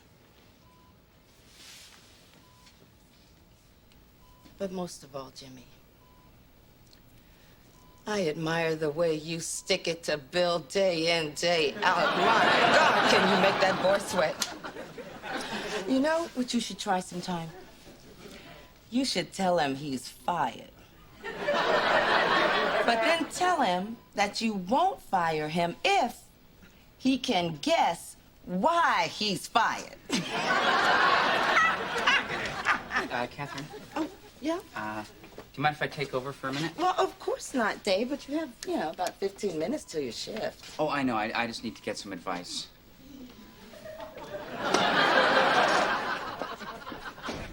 So, James, here we are. I sure wish you were awake right now because I'm thoroughly confused. And usually when I'm confused, you're the one I go to. And generally speaking, you manage to confuse me even further. But somehow it always helps me to figure out what I should do. Well, here's the situation, as I understand it. Lisa has decided that she wants to have a baby, but that she doesn't want to get married. Now, I know that if you're awake, you would probably say something like, "Well, son, why milk the cow when you got a fridge full of steaks?" And I would probably say, "That makes absolutely no sense, sir." And I'm sure you would say, "Oh, well, it sure sounded like it made sense when that guy Chuck Connors said it in that movie Chinatown." And I would be forced to say, "Well, sir, Chuck Connors wasn't in the movie Chinatown." And I'm sure you would come back with, "Well, Dave, if I wanted to have this conversation, I'd have hired that guy Siskel Ebert to do your job." And I would say, "Sir, Siskel and Ebert are two guys." And I'm sure you would then come back with, "Dave, just because the man is fat is no reason to make fun of him." He's fine. I swear, if Mr. James survives this little nap he's taking, I'm going to change my whole life. Oh, yeah? How you gonna do that? Well, I'll tell you. For one thing, I'm not going to jump out of refrigerators and yell blah anymore. Oh, but we so love your wonderful pranks. And I'm not going to jump out of break room cabinets and yell blah anymore. And I'm not going to jump out from under the table while you two are on the air and yell blah. The whole blah thing is out. That's very professional of you. You know what else? I'm done pretending to fall down all the time just to make people laugh. Dude, you weren't pretending. Was I or wasn't I? That's the prank. Regardless, I'm done with it. I'm done. Say hello to the new Matthew Brock. Hello, new Matthew Brock. Hello.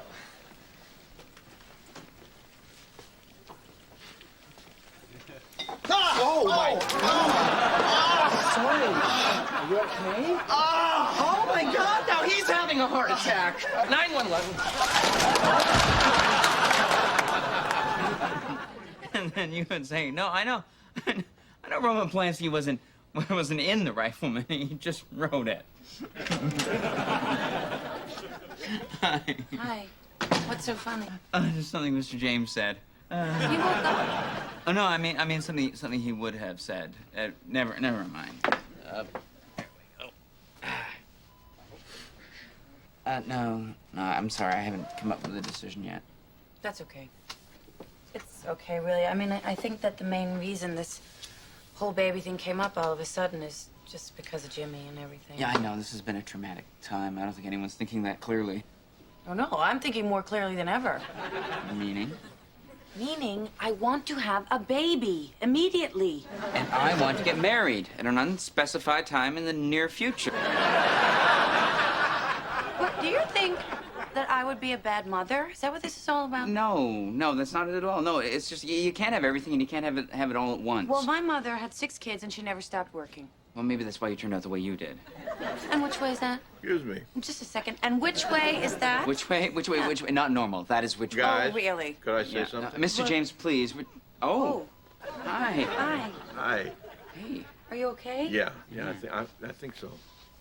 Would you guys do me a favor? Yeah. Sure. Good. Good. Could you come closer? Yes. Could you two please just shut the hell up? Hey! Looks like Dorothy's back in Kansas. How you feeling, Jimmy? Why do you think I'm feeling? I'm feeling like crap. Remember any of us talking to you? No, not really. The only thing I remember is I I was walking down this long, dark hallway towards a bright light, and then behind me I could hear Dave and Lisa arguing. It's like, I want a baby. A what? A baby. Well, you can't have a damn baby, and on and on and on and on and on, and then, you know, I listened to that for a second, and then I started running towards the bright light. And then something very strange happened. Well, what? Far away, I could hear the most wonderful music. You know, Slow Ride by Foghat? You know that song? Well, I heard that, and I thought, man, oh man, I'd love to hear that song one more time, so that's why I came back. Yeah, that's it. That's one, Bill. All right, I heard it again. My work here is done. Goodbye. Doctor!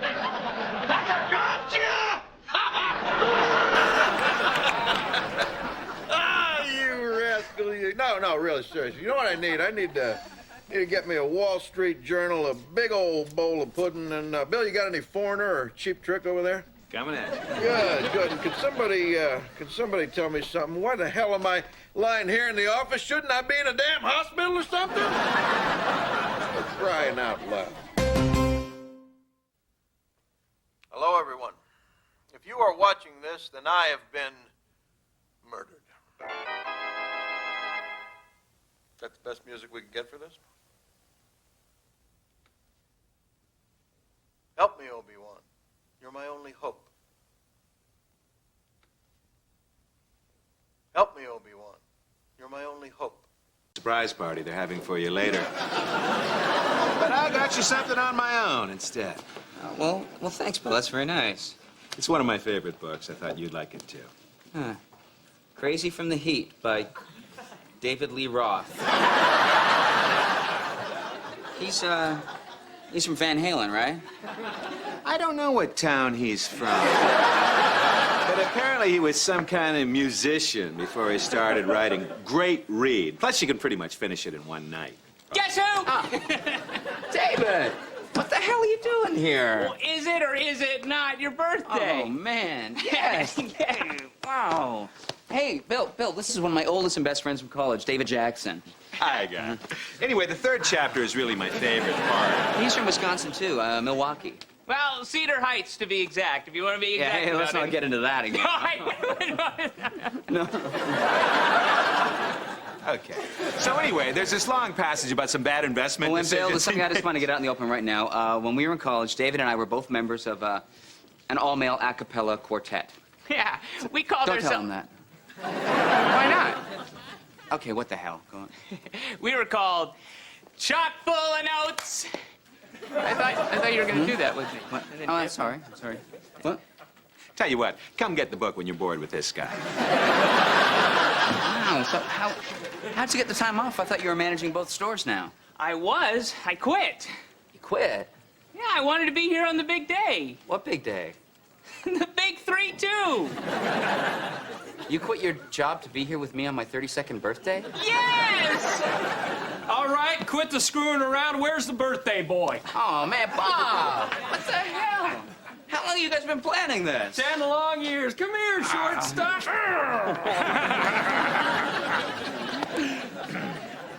Hey, Bill, this is another one of my oldest friends, Bob. He was in the a cappella group, too. Say, what's going on here? You guys getting the old group back together for one more shot at the big time? Well, it's not going to be easy, but yeah, we're going to give it a shot. Yeah, right. You know, the popular music scene is pretty competitive, but, you know, we got this dream. Hey, it's one part dream, one part sound business decision. Sounds like you guys are pretty serious about this. Oh, Yes, sir. indeed. Yes, sir. Huh? Well, no, it seems like maybe you and we have some things to talk about. Screw the talk. Let's sing. No, let's talk. Just talk.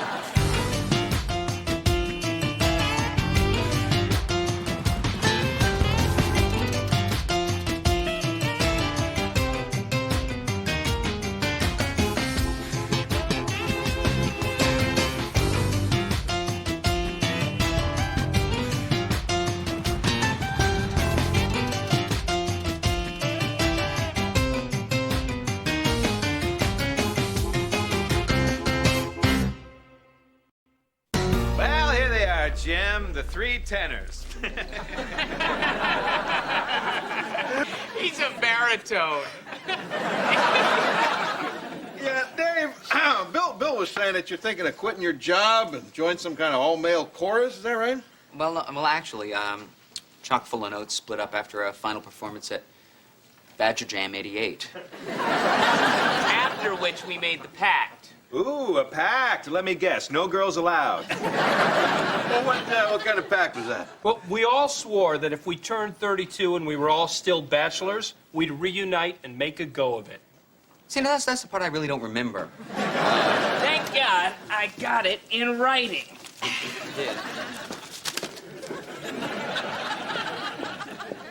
Matthew, did you pull up those articles on the sanitation strike? Yeah, you wish. I haven't even finished cataloging these tapes yet. Well, it's really kind of important. Well, what I'm doing is kind of important to me right now, and I'm having a hard time concentrating on what You're playing computer solitaire. Oh, yeah. Have you ever played? It's a blast. Matthew. Yeah. We all worked very hard to get you your job back. So maybe you should think about working... Wait. King of spades, king of spades, king of spades. Got it. Okay, now what you guys work very hard to do what? I'm sorry? That's it. Start paying attention, stop acting like an idiot, and catalog those tapes like I told you to. Just do it. Okay. Dude, that was a little harsh. What, so now you want a piece of me? Is that it? No, not at all. Good.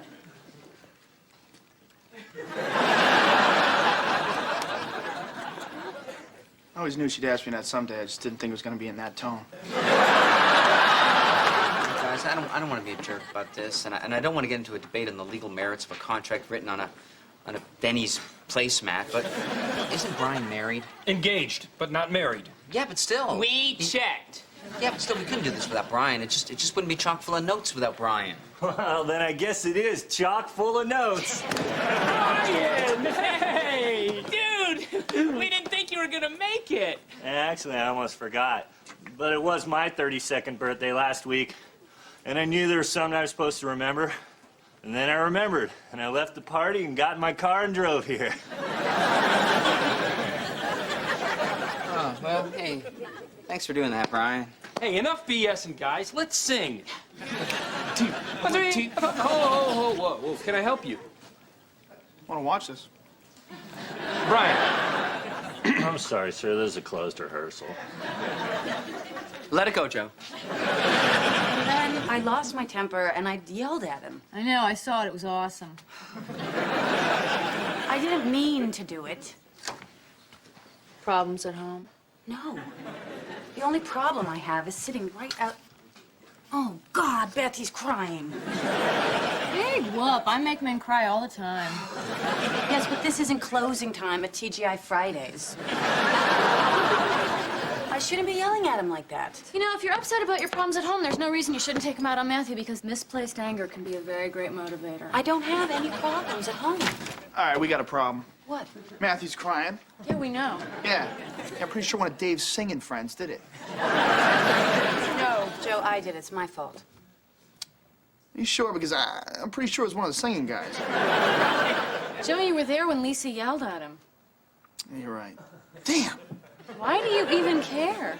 I don't know. For some reason, I really want to kick that big singing guy's ass. So if you need that done for any reason, I'll be around. Lisa, I finished cataloging that box of tapes like you asked. Thank you, Matthew. And I'm... Guys, I just think a cappella singing is kind of a specialized niche. Look, if wanting to storm the pop charts with a style of music that most Americans find extremely gay or in some other way distasteful makes me a loser, then fine. Guilty as charged. Bob, you're really into this too? No, but I made a promise, and I keep my promises. Well, you don't seem too happy about it. I'm not happy. I was about to make partner at my law firm, and I quit for Chock. You did not. Yes, I did. I quit for Chock. I quit for Chock also. Yeah, okay, but I was a highly paid civil litigation lawyer, and you worked in a comic book store. Hey, My work made your work possible. Now you're being sagacious. What are you listen, talking entirely? guys, come on. Let's not get into one of these things, all right? Okay, I'm okay. All right. Can I ask a question? Of course, Brian. I've been trying to follow this, and it seems like you guys are talking about not doing the singing thing. Yeah, well, Dave certainly is. Wish you would have told me before I canceled my wedding. Brian, please tell me you didn't cancel your wedding just for this. Well, the contract said you had to be 32 and unmarried, so what was I supposed to do? Oh, Brian. She was a good woman, too. Loved a cappella music. Guys, let me get some work done, then we'll continue this discussion later, okay? Dave, just try it on once, for old time's sake. But we never wore those. That's because we weren't professionals back then. Look, guys, I really need to get some work done. Hey, whoa. Dave, you didn't tell me they were barbershop quartet. Oh. I love barbershop. Terrific. I knew I'd seen these jackets somewhere before. Sir, we are most definitely not a barbershop quartet. What's wrong with barbershop? I don't know. Everything, you know, it's a bastardization of the form. It's an entirely sagacious format of music. I mean, Hey, you guys doing doo-wop numbers? Oh, right. Like Sha-Na-Na? Yeah, thanks, Bowser. Bowser.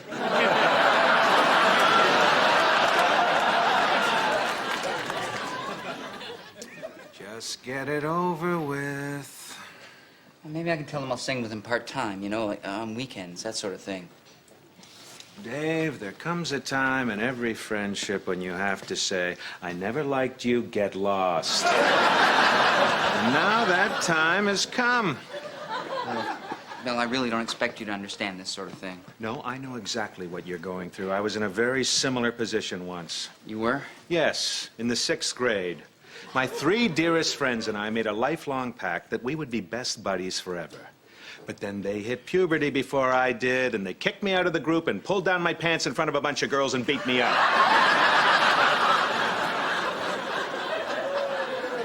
That's not similar at all.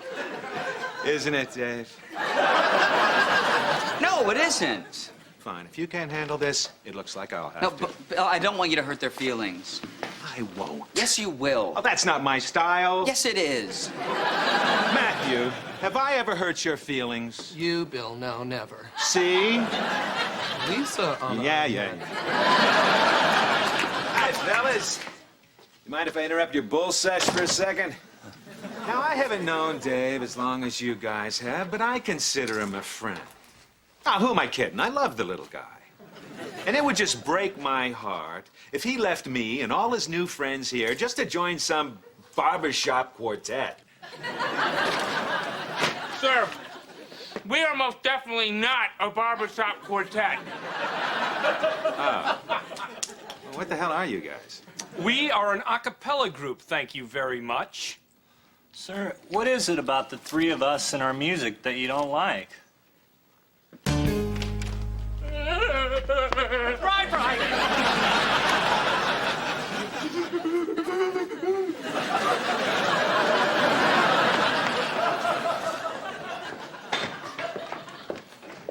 Are you feeling better, Matthew? Yeah, I am. In fact, I'm writing a song. Oh, I didn't know you wrote music. Well, I just do the lyrics, you know, mostly protest songs, stuff with a message. Do you know a word that rhymes with unicorn? Did you finish those tapes? Oh, yeah. Yes, I did, boss. Good. Good job. Thank you. Okay. Now I just need these in my office. Thanks. Okay, well, here they are. Take them away. Matthew. Yeah.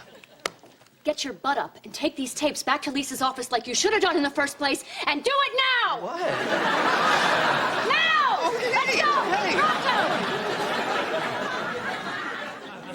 What did you do that for? To get him to do the work. Besides, my mother made me talk to my stepfather last night. Matthew.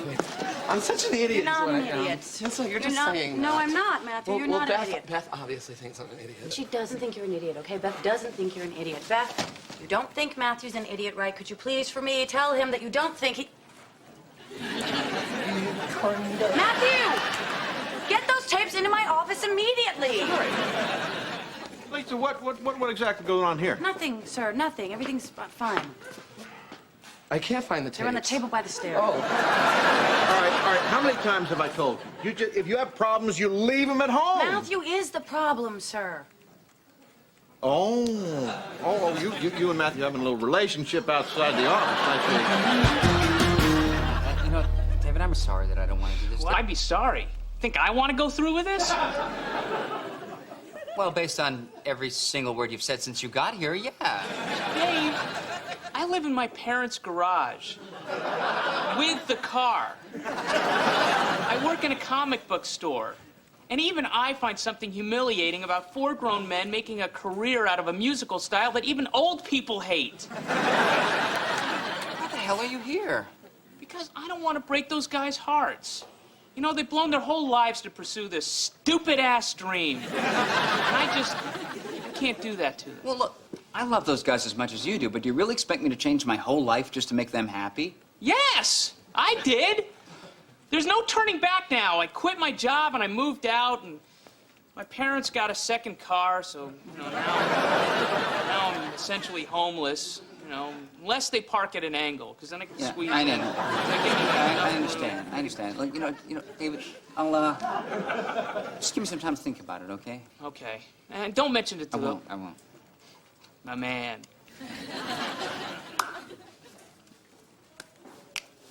That's right.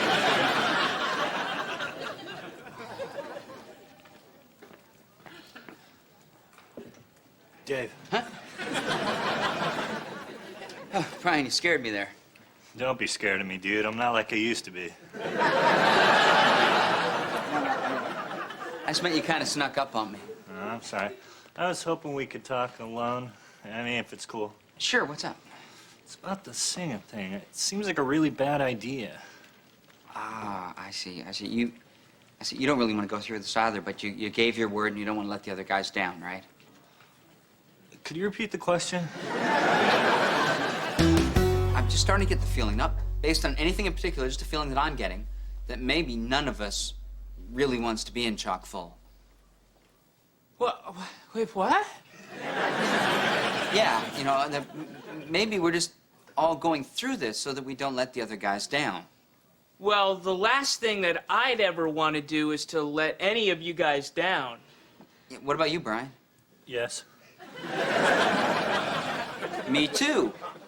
And so it seems kind of silly to go through with something that nobody really wants to do. Hold it. Are you serious? None of you guys wants to do this? Oh, okay. Are you insane? I didn't quit my law firm just to have you wussies back out on me. We're doing this. Well, I'm sure they'd take you back. No, they wouldn't, okay? They didn't quit. I was fired. Why?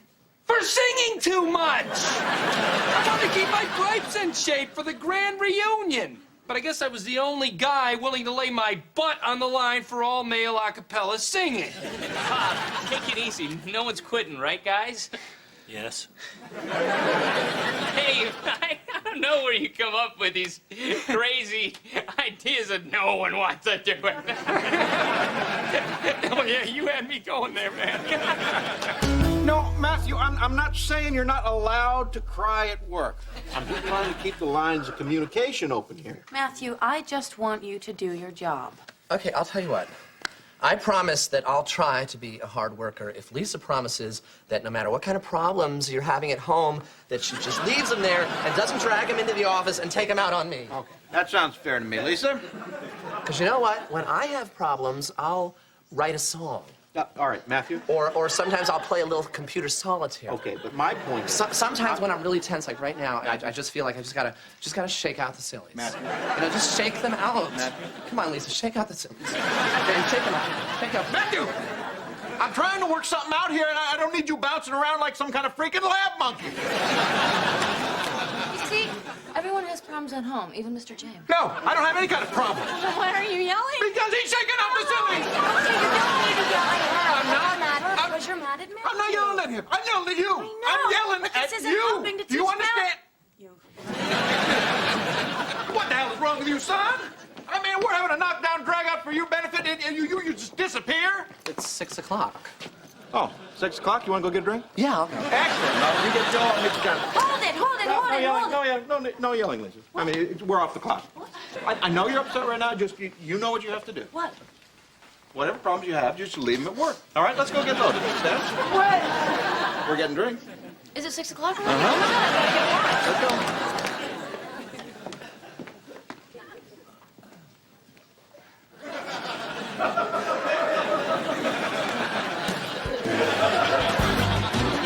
I feel so guilty.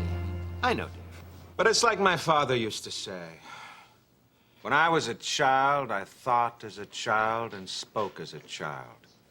But when I became a man, I took that child out back and had him shot. Bill, was your father in the Khmer Rouge? Automotive sales. Hey, Dave. Last chance for Chalk. Yeah. Hey, guys. You know, I really respect you guys, keeping your dream alive, and I wish I could be part of it, but, really, I just can't. Yeah, well, we figured, but it's not going to stop us. We're taking our music to the people. Right, guys? Yeah. Well, Dave, I don't really go in for sentimental crap, but since we're saying goodbye, we might as well do it with a song.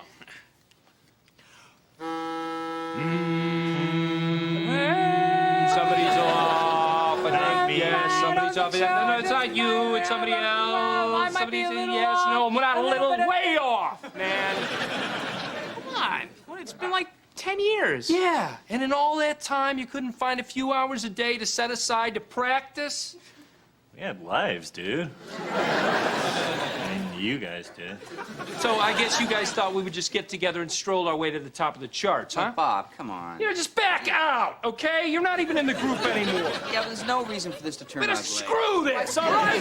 You're all out of the group, and I'm out of here. Well, now you're being sagacious. Hey, shut up, all right? That's my word. All right, the next time you guys see me, I'm gonna be up on a stage with 3 guys who give a hoot.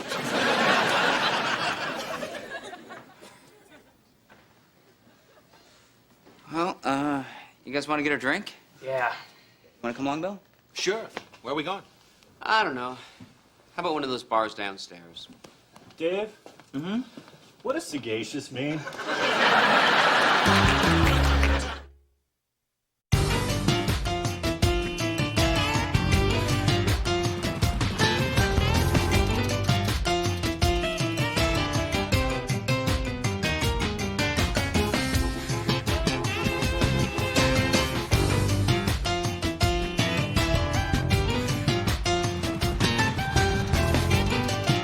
Improvise your editorial. Lisa, every day I say that to myself, and every day I somehow manage to pull another one out of my butt. Bill, no offense, but generally, when you decide to improvise your editorials, it turns into a rambling discourse on the inadequacies of random objects in the broadcast medium. And I happen to think yesterday's editorial, Microphones, Why Do They Have to Be So Close to Your Face, was a smashing success. Now, look, all Lisa is asking you... Dave, I know what I'm doing. Thank you. Bill, my office now. Why do you have to be so difficult? I'm just trying to toughen up the little lady. Bill, Lisa is not a little lady, all right? Bill, what are you doing? I said my office. Sorry. Dave was just setting me straight on your weight problem. My what? Your weight. I said you were little, and Dave practically called me a liar. Honestly, I think he still loves you. He's a little worried, that's all. Dave, my office now. Morning.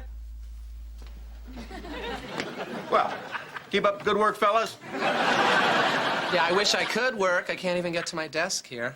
And why would that be, Matthew? I don't want to cross the line. The line? What line would that be? Joe's on strike. Oh, come on, Joe, not you two. Sorry, Mr. James. Look, Matthew's just trying to get to his job. Would you just let him pass, please? He can do whatever he wants. I just can't guarantee his safety. Oh, right.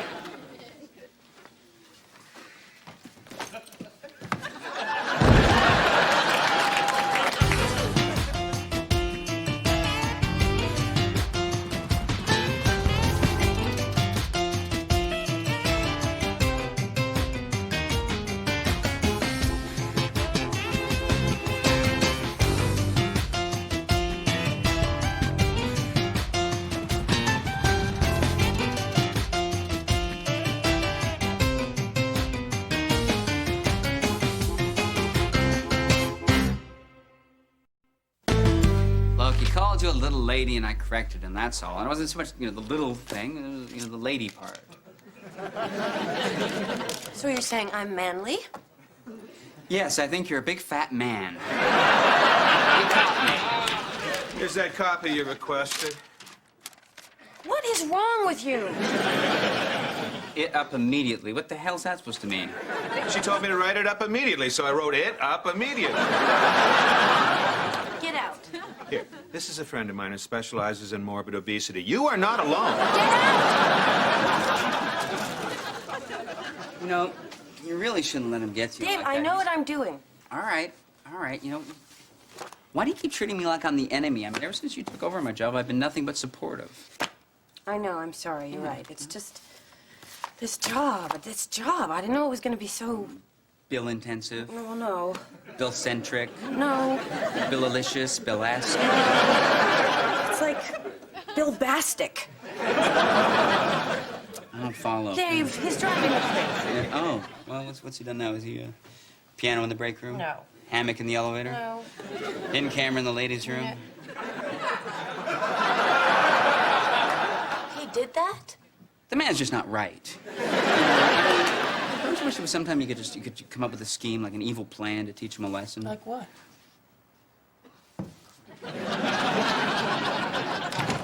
Okay. Wait. Before we do this, though, can we get back to the hidden camera in the ladies' room? Oh, well, Bill had a theory that Matthew was going to the ladies' room by accident. Was he? Yes. Joe, I think Mr. James treats you pretty well. Of course he does. Think I want to be on strike? It's the other union. The Industrial Retrofitters Local 238. They're the ones with the beef. Oh, okay, so you're striking so that you can get some beef, too? What? No, their union and our union are allied, like sister unions. So if they go on strike, I gotta go on strike, too. Oh, okay, I get it. So it's like two stepsisters who hate each other sharing a piece of beef. Bill, Lisa and I have struggled with this job for some time. But at a certain point... At a certain point, you just have to face facts.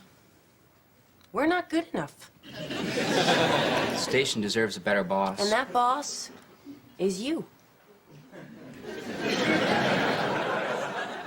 Well, your logic is impeccable, but is this some kind of evil plan to teach me a lesson?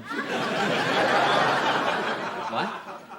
An evil plan to teach me how hard it is to be boss, so I'll have more respect for the hard work you two do?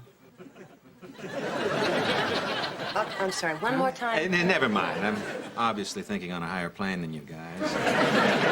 Great, so you'll do it. Oh, I don't know. Pretty happy with my current position. Bill, where would we all be if Winston Churchill said, "I'm pretty happy with my current position," during World War II? I think you mean the War of 1812, but I get your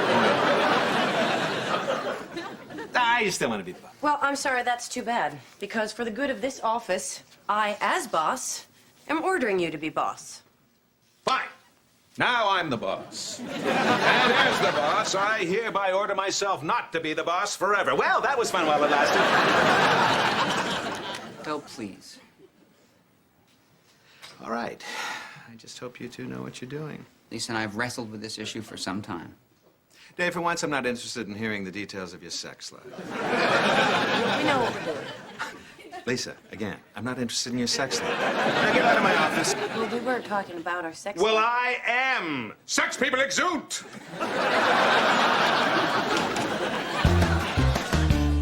Come on, Joe, forget the strike. Okay, fine. I just want you to know, Beth, that coffee maker's busted.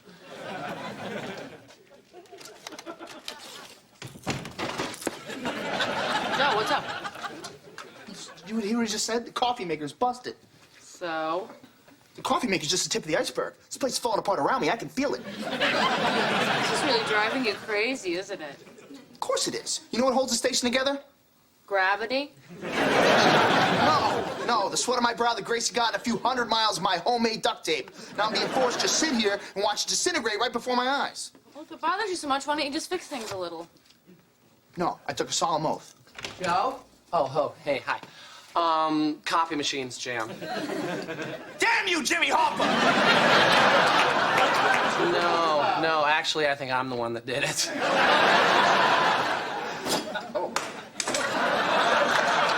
Heads up.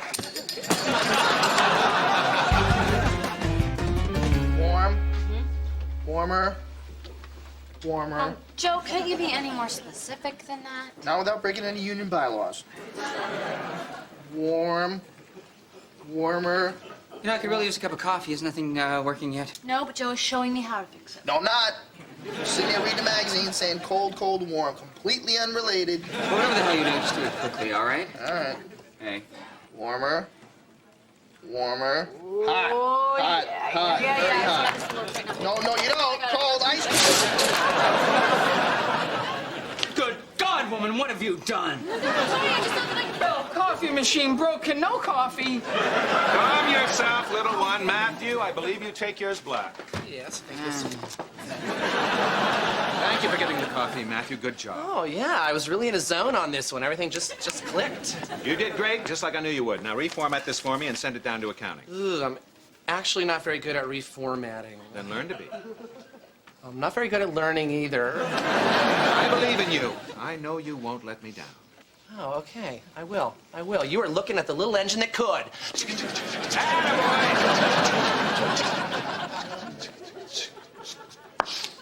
Where's accounting? I'm like... 6th floor, right next to the commissary.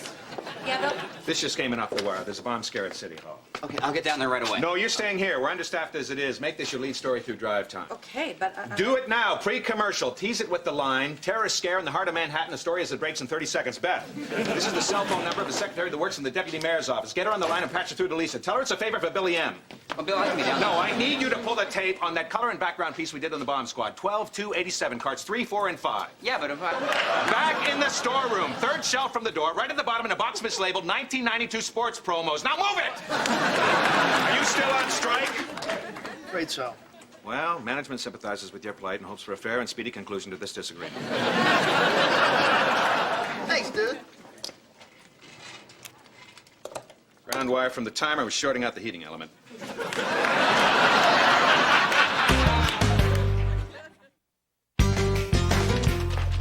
Beth, what are you doing? Oh, my God. I'm typing, Dave. I'm actually typing. What are you typing? Important business stuff. I feel so vital, Dave. Ugh.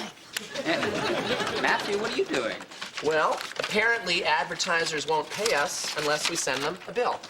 Yeah, but Matthew, you addressed this correctly. I know, isn't it exciting? Wake up, New York. If the furtherance proposed by the mayor goes through, an additional 0.085% of pre-tax revenue will be lost this quarter, and that speaks for itself. And that's... Real Deal with Lisa Miller. More after this. Did you hear it? What'd you think? Too sensationalistic? Or maybe it wasn't sensationalistic enough. Oh, no, not you too. Did you hear it? Hear what? My editorial calling for sweeping borough charter reforms. Lisa, you're so excited about being back in the area, you've completely fallen under Bill's evil spell. I have no idea what you're talking about. All I'm doing is getting on the air and giving people the straight dope about the unincorporated business tax. The revolution will be broadcast. Fine, I'll leave you to your pirate nerd radio.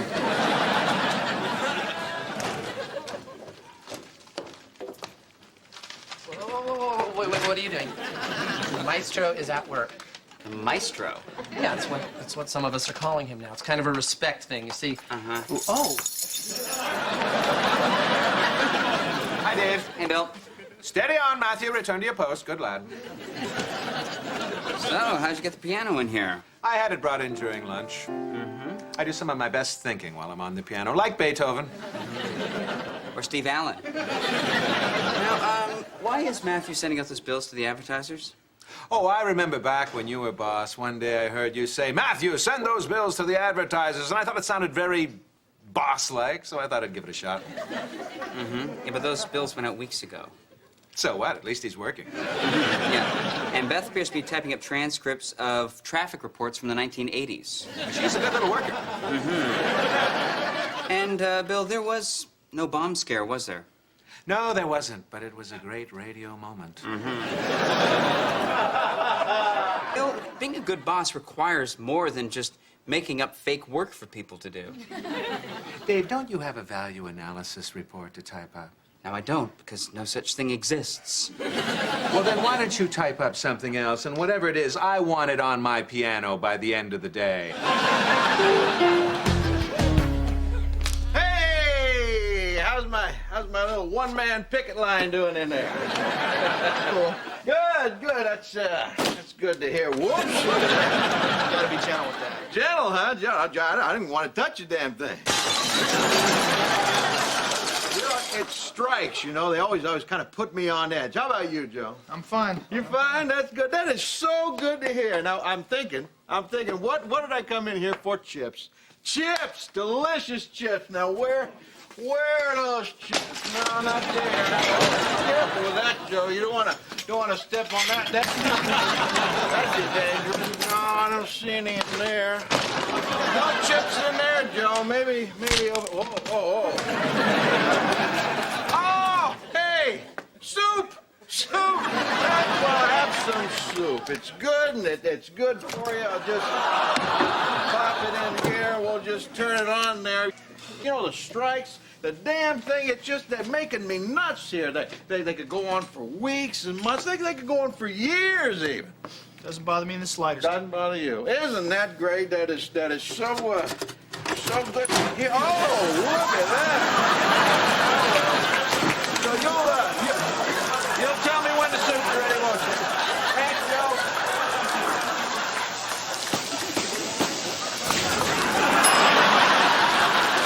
Soup's done. Matthew, stop that. Gotta work, Dave. Gotta work. Matthew, stop. Gotta work, Dave. Bill said... Matthew, stop it. I have to go out by this afternoon, Bill said. Well, Bill lied. The maestro? I don't think he would do that. Yes, those bills went out 2 weeks ago. Well, then why would he have me... Bill was just giving you some busy work to do to make himself look like a good boss. And I'm afraid the same goes for you, Beth. Yeah, really? Well, Dave, I'm not addressing envelopes for bills that have already been paid. No, you're typing up traffic reports from the 1980s. Wow, that seems kind of stupid.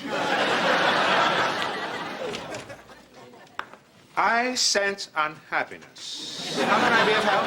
Well, I want to know why... Silence! The workers are in revolt. I need a moment alone to think.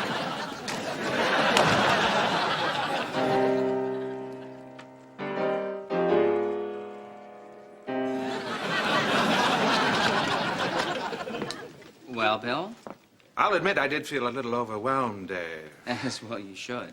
Oh, not by the lies you've been telling. They're easy enough to set right. No, I felt overwhelmed by the puzzle of what to do with a subordinate who intentionally spreads false rumors among his co-workers. My solution? Forgive him. No. Please don't apologize. Let your conscience be your reprimand. Beth, Matthew, Dave apologizes for the lies he told you. Can we get back to work then? Yes. Excellent. Good people. You could learn something from them, Dave. Wow. What a great boss. I know. Oh, come on. Beth. Beth. I'm not talking to you right now, Dave. Look, but he's evil. Is he, Dave? Is he? Or is that just a reflection of your own cold black heart, Lisa? Just shut up and get back to work. Scram. Damn hippie. Hi, Joe. Mr. James? Okay, so what exactly are these demands that we're talking about? You giving in? No, just curious. Just curious. Yeah? All right, well, here's my union's list of demands. Mm-hmm. Why don't you just tell them to me? I think you should just read them yourself. Okay.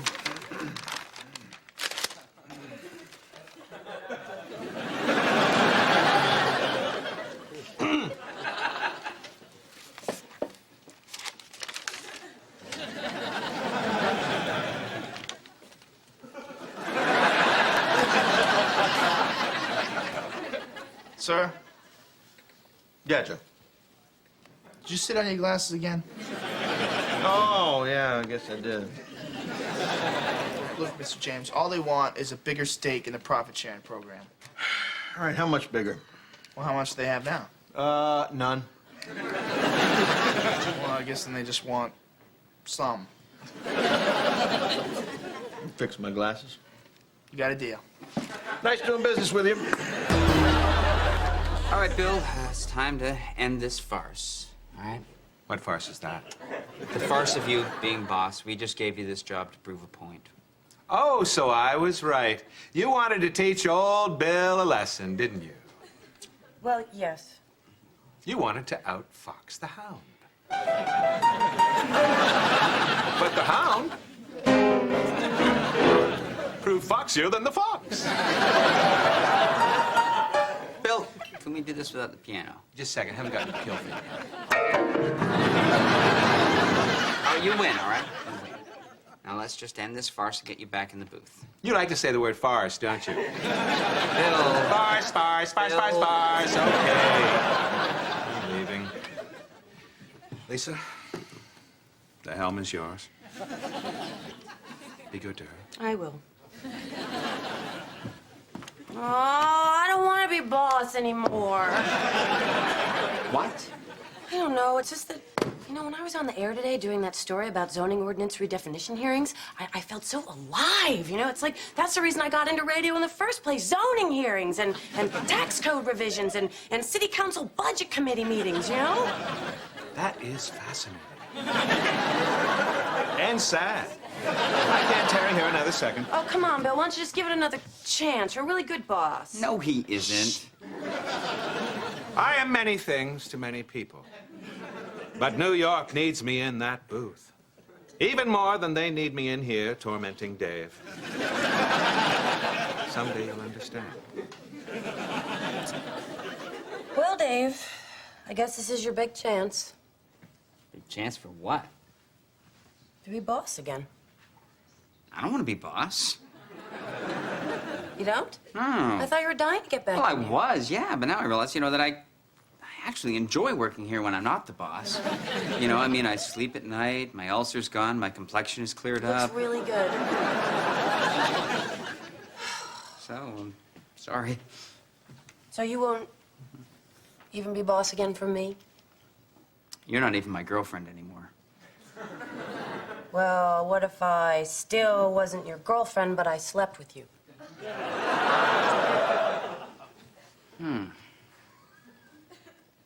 No. But that's just because I've had you. I understand. I mean, no offense. You know.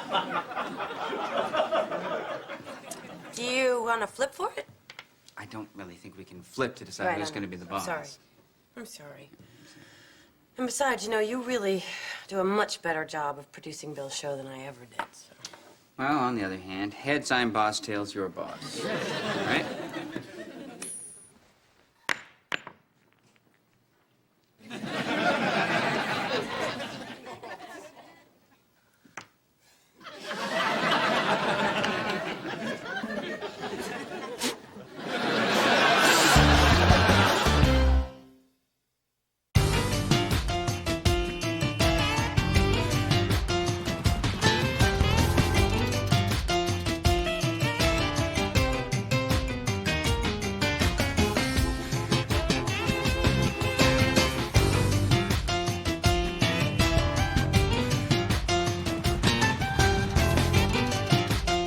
hate to miss anything at the meeting, so if you could just pause it till I get back.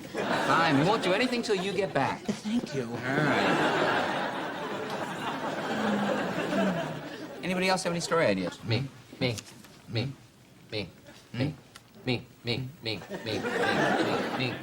Oh, Matthew. Thank you.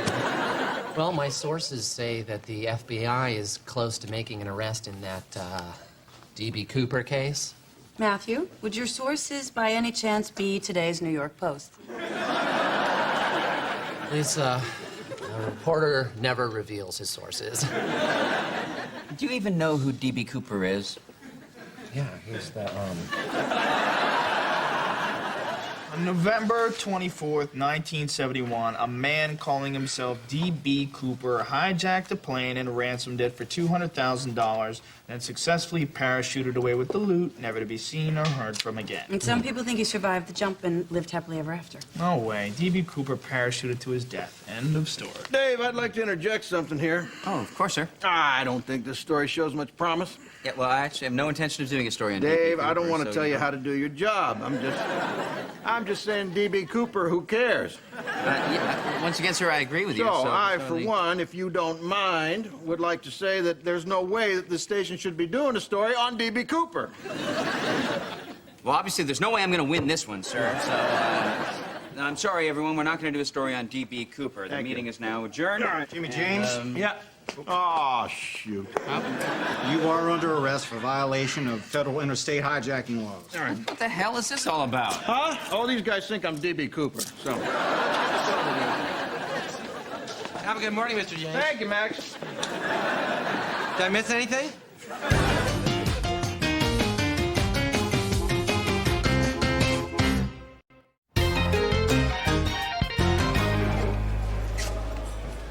This way. Nice ass, fresh meat. It's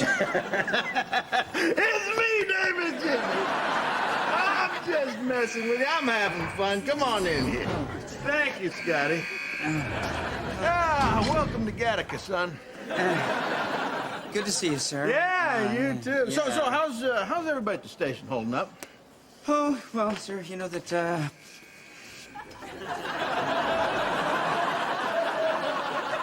I mean, everyone's worried sick about you, obviously. Oh, well, that's silly. That's just plain silly.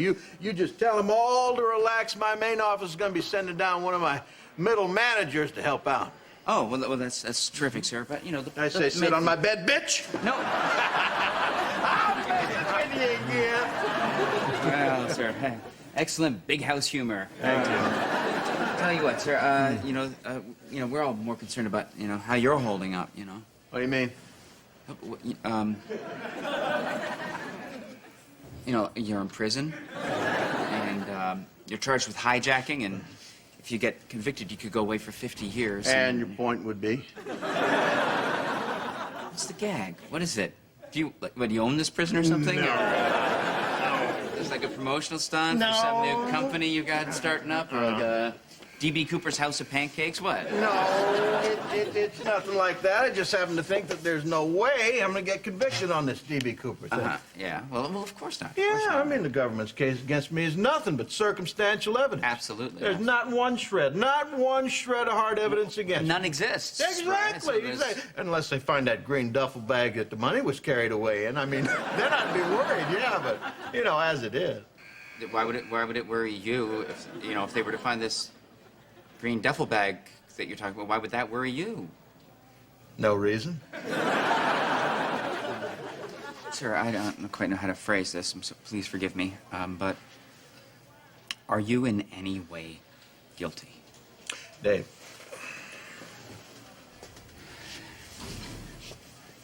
I'm not going to lie to you.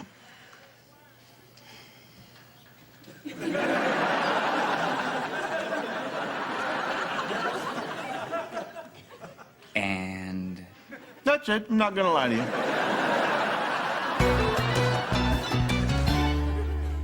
Hey, Dave.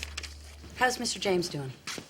Oh, well, I guess all things considered, he's pretty comfortable. Oh, great. Listen, next time you visit him, see if you can slip him this.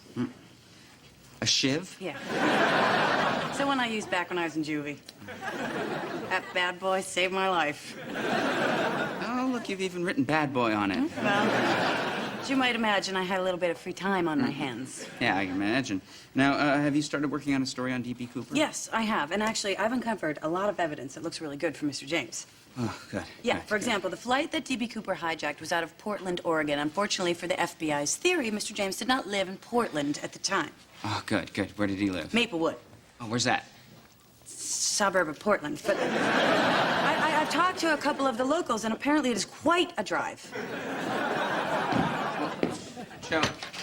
Joe, what are you doing? What does it look like we're doing? We're practicing busting Mr. James out of federal prison. Duh. Look, nobody is busting Mr. James out of prison, all right? That's right. If anybody comes around here poking the nose, asking questions, that's exactly what you tell them. Okay, ready? Get set. Go! Okay, Joe has 5 seconds to crawl through the air duct and drop into the booth. Time! Got anything else for me? Yeah, I get some little stuff. I have some of Mr. James' old bank records from the time of the hijacking. Oh, nothing incriminating, I hope. No, just a couple of large, Large what? large, Large what? large unsubstantiated cash deposits made a week after the hijacking. But I'm sure he can explain it. Lisa, we are journalists, and as such, we must try to be unbiased. Absolutely. But I would prefer it if the evidence that puts Mr. James away for life did not actually come from this station. Well, me too, Dave. I can't help what I found. I'm trying to put the best spin on it. I know how. I know. Just let me have a look at your notes, all right? Matthew, you're on the D.B. Cooper story. What?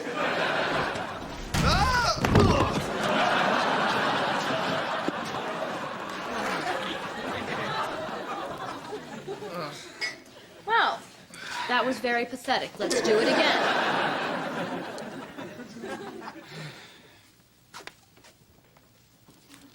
Max, what are you doing under my desk?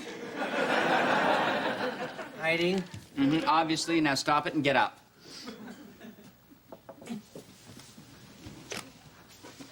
All right, now who are you hiding from? G-Man. I got Mr. James. What if they get me next? I'm not gonna get you. You're not guilty of anything. Well, neither is Mr. James. Right? Look, I know it's silly, but I don't know, it's just like ever since I was a kid, I've just had this unnatural fear of prisons. Look, Max, everybody's afraid of prison. Not like me! I can just see it. Those cold lesbian guards. With their long batons. Chow line. Where everybody tries to look up your skirt. Max, I just came back from visiting Mr. James. It's nothing like that, all right? Now, look, Dave. I've seen enough women in prison movies to know what it's really like behind bars. Is Dave Nelson in here? What was that? That was nothing. Can I help you? Johnny Johnson, Executive Vice President for Eastern Operations for Jimmy James Incorporated. Oh, yes, Mr. James said you'd be coming by. Hi, I'm Dave Nelson. I'm a fan, Dave. Yeah, I flew in from Kuala Lumpur the second I heard of this foolishness. Hey, is that Max Lewis I see down there? It is? Man, I'd give anything to hear your dulcet tones on the air. I'm hiding from the FBI! You don't have to worry about that, buddy. If the feds come for you, they got to go through me first. Really? Oh, yeah. Oh. Then you got it, boss. Dulcet tones it is.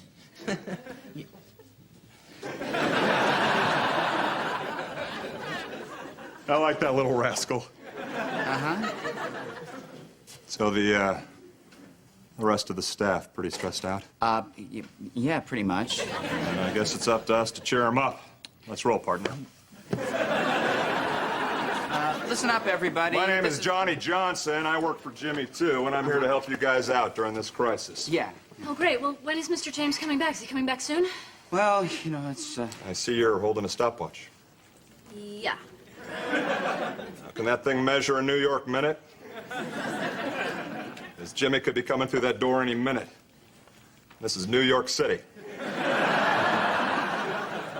think the best thing we could do for him is to keep this operation running at peak efficiency until he gets back. Don't you think that's right, Dave? Well, No one, pal. You have the build of a man who fixes things, makes them work. Am I right? Yeah. I want you to run another phone line for me into Dave's office. I'm kind of busy right now. Yeah, actually, we're practicing to bust Mr. James out of the slammer. Wow. Well, Jimmy told me you guys had heart. He just didn't say how big. Okay, you keep planning, but first, why don't you fix that phone line while you go order lunch for everybody on me? Sounds good to me. Thanks, Johnny. Oh, Johnny Johnson? You must be Lisa Miller. How'd you know that? You don't have to work in a rose garden to recognize an American beauty. Thank you, Mr. Johnson. No, please, Johnny. And that goes for everybody in this office. I don't see any misters around here. Hey, Johnny, did you hear me? I was just on the air. Sorry, Slugger, I missed you this time. Well, I can't do it if you don't listen, boss. Yes, you can. I wasn't talking to you.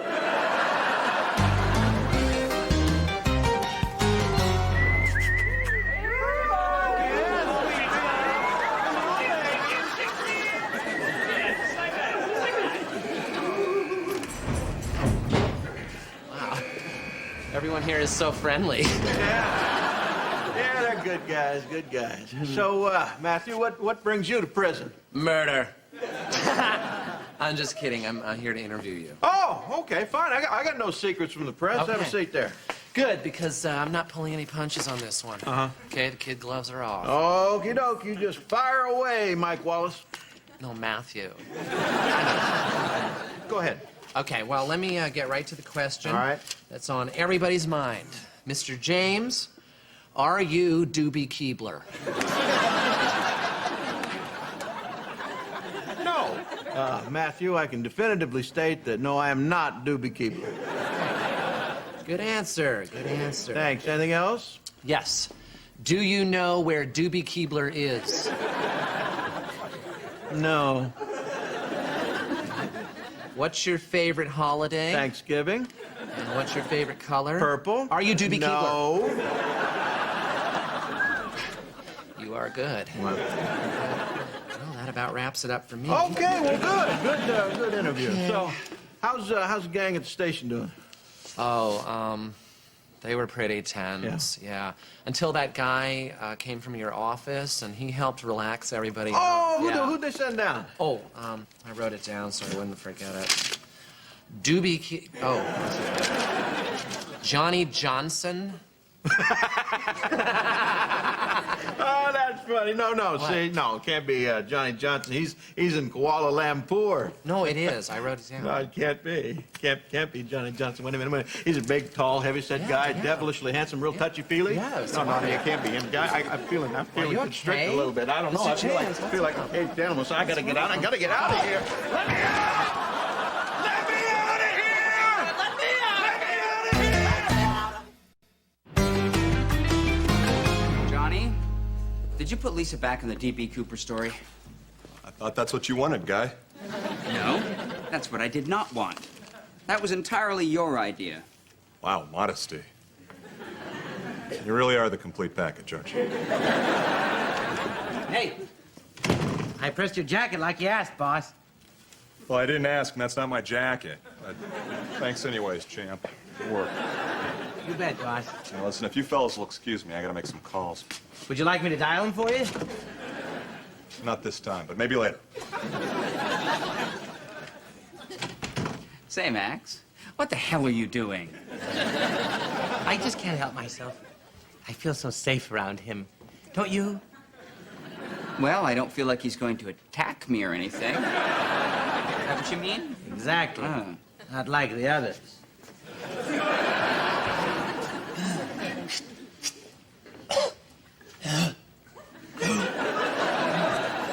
I gotta tell you something. What? Privately. What? Privately. What? Privately. I forgot to tell you something really important that Mr. James told me about Johnny Johnson yesterday. All right, what is it? Okay, I wrote it down so I wouldn't forget. Yeah, come on. What is it? He's evil and must be stopped at all costs. Well, I'll just assume you're misquoting him, all right? No. Actually, he wrote this down. What? See, that's not my handwriting. His evil must be stopped at all costs. Help me. Matthew, why didn't you tell me about this earlier? Kind of busy, Dave. You're the one that assigned me the Dobie Gillis story. Look, Matthew, just tell everybody that I've gone down to talk to Mr. James, all right? Right. Everybody, Mr. James. Should have wrote that one down. Dave. Have a seat. You're not going to shout bitch at me again, are you? No, Dave, sadly, the times for jokes has passed. This is serious business. All right. Now, sir, now, really, right now, don't you think you have more important things to worry about than this Johnny Johnson guy? Oh, Dave, being accused of a major felony is nothing. Unless that green duffel bag magically reappears. But what is not nothing is Johnny Johnson. He represents a threat to my entire corporate empire. It's like he's been waiting years for an opportunity like this. Well, sir, if he's out to take over your corporate empire, why is he spending so much time just hanging around the station? Dave, I have a corporate empire. Why do I spend so much time hanging around the station? You know, I don't know. Because it is the heart of the beast.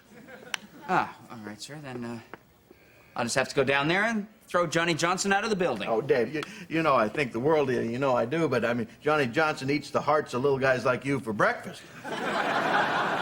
Sir, I'm serious. Well, so am I. Have you ever been to a restaurant in Kuala Lumpur?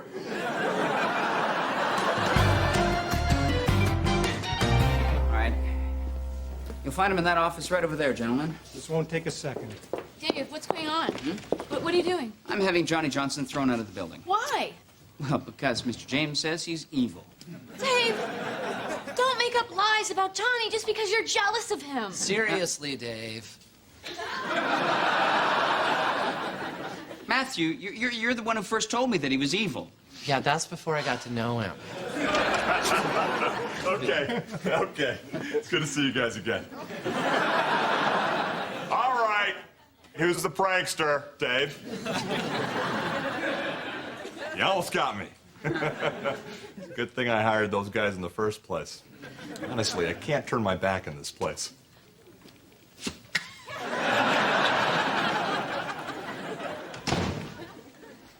Look, he's evil, all right? Look, he's evil. Come on. Come on, you look, oh, never mind. What's going on, Dave? Oh, nothing. Just that Johnny Johnson is evil. He's trying to take over Mr. James' corporate empire, and nobody believes me. You know what? I kind of suspected something like that myself. You did? Yeah. I mean, sure, he's charming, you know, and he's handsome, and he's got a really impressive physique. What exactly is your point? Well, I mean, maybe he's a little bit too charming, you know, a little bit too charismatic, a little bit too sensual. Again, get to the point. Well, just makes you think he's up to something. That's all. Well, yes. Well, I'm glad somebody else can see that. That's why I'm having drinks with him tonight. Well, he asked me. And I think it would be a good chance to maybe try and figure out what he's plotting, you know? So, yeah, that sounds like a good plan. Okay. Good, do you mind if I knock off a little bit early? Why? So I want change. What? Dave, Johnny's evil. He's not blind.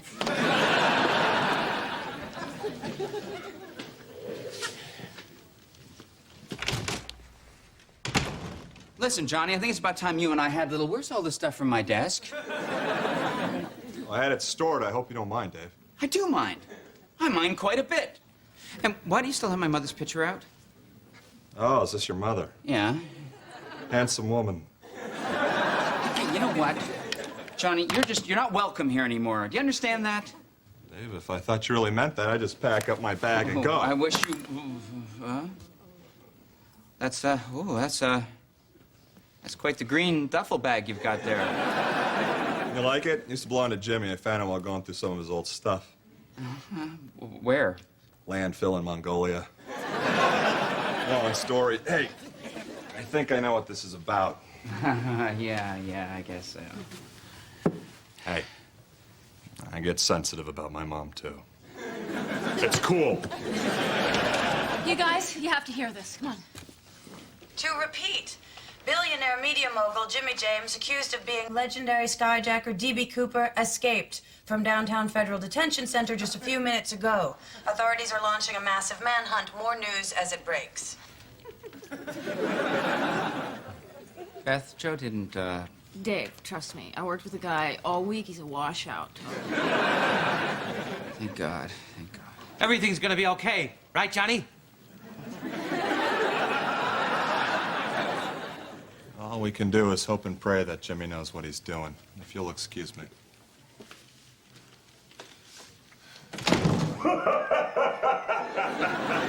There. Do you hear that? Huh? Do you hear that? What, Dave? The sound of Johnny weeping?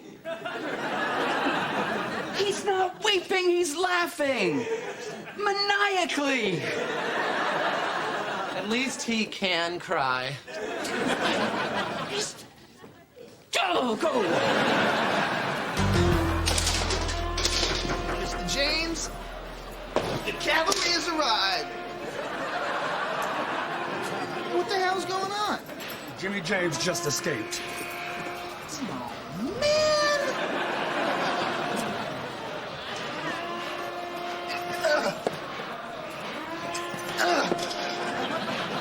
Hey, somebody want to give me a boost? A little help? Anybody?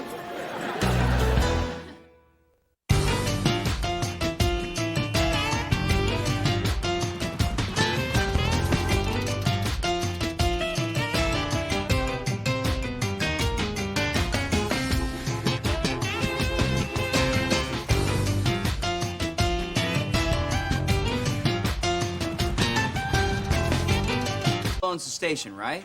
And even though he lit out for the wilds of New Hampshire, I still fully expect him to come walking through that door any second. Dave, you have been fully expecting him to walk through that door for a full 2 weeks. I continue to fully expect him to walk through that door any second. Now, you just watch. Any second he's going to come through that door, just bam. Just right through there. You know, you're all just going to have to trust me on this one. Hey, gang! Ha! Bam! Thank you, ma'am. No, everybody's down. Come on now, everybody. I didn't come bearing gifts or anything like that, except for this.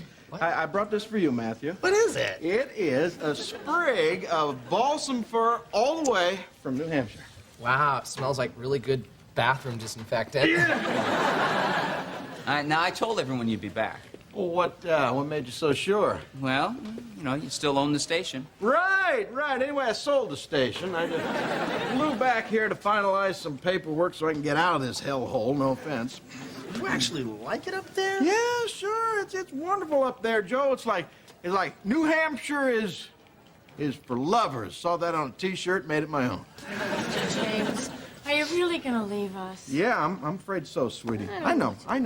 It's okay. Look, could you all excuse me for a second? I gotta talk some business talk with Davy here. Please don't go. I'm gonna miss that little monkey. She does have an incredibly strong grip. Talking about Joe. You really gonna stay up there, huh? Well, sure. Why wouldn't I? I mean, I got crickets to sing me to sleep at night. I got, rooster to wake me up in the morning and cows to moo at me while I sit on the porch and listen to them moo. And there's nothing at all you miss about big city life? Well, I guess there's one thing. What? Just a second. What? I'm so lonely, Dave.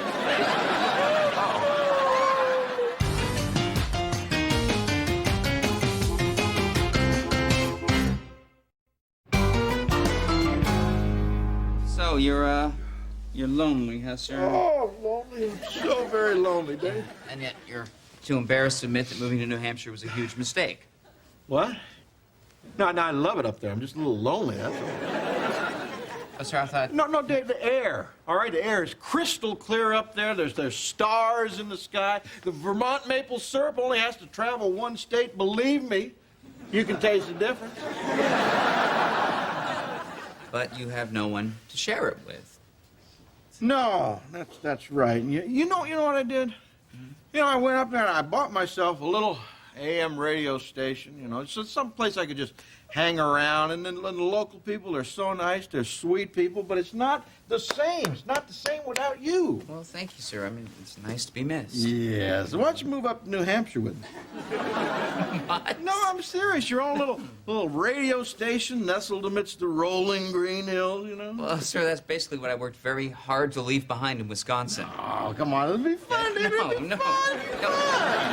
Darling, I love you, but give me Park Avenue.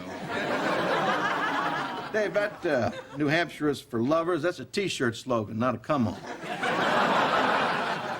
No, sir, I was quoting the theme song to Green Acres. The TV, that's right, yeah. Well, that's another thing. That is your favorite TV show, Green Acres. I'm giving you the opportunity to make your dream come true. Well, sir, Green Acres isn't my favorite show. I mean, granted, it's a wonderfully rendered half hour of absurdist comedy, you know.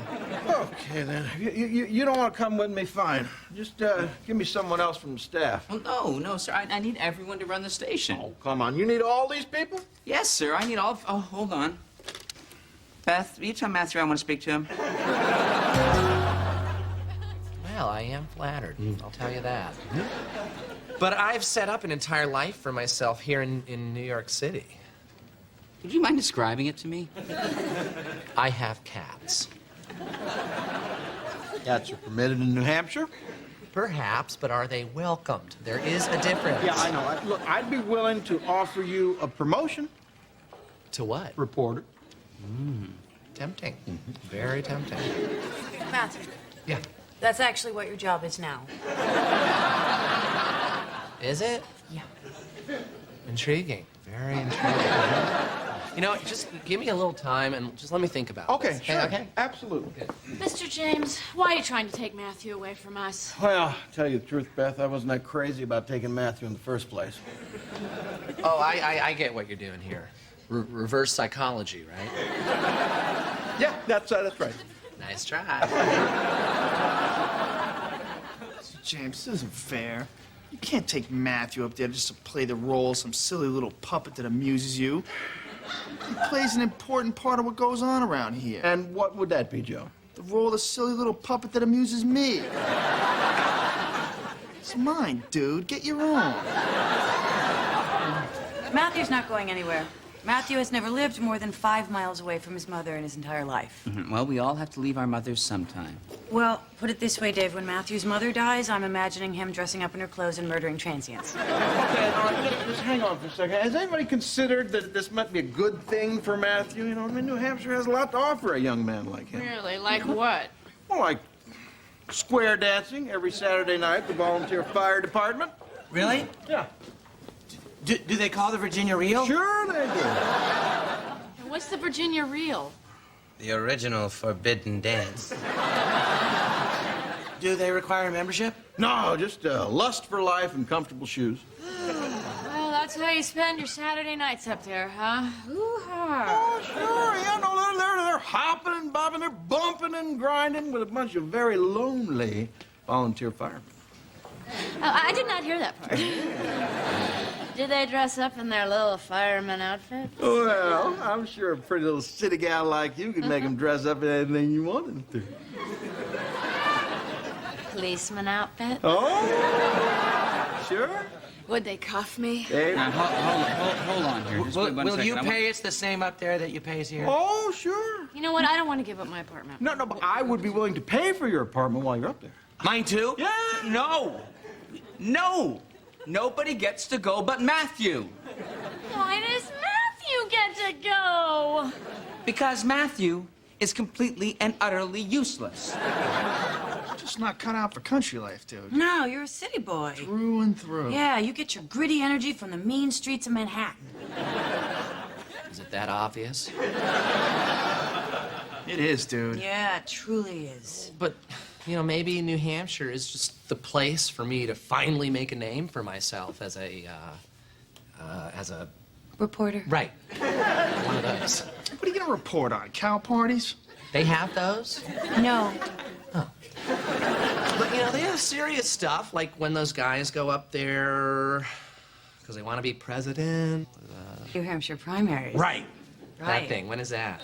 Well, it's coming up in 9 months, but the grassroots organizational activity, which is the real story, has already started. Also, they have that really great college up there. Dartmouth. I bet they have some ragers. Do you guys remember when Mike Dukakis won New Hampshire and we all thought the second coming of Camelot was imminent? I gotta go talk to Dave.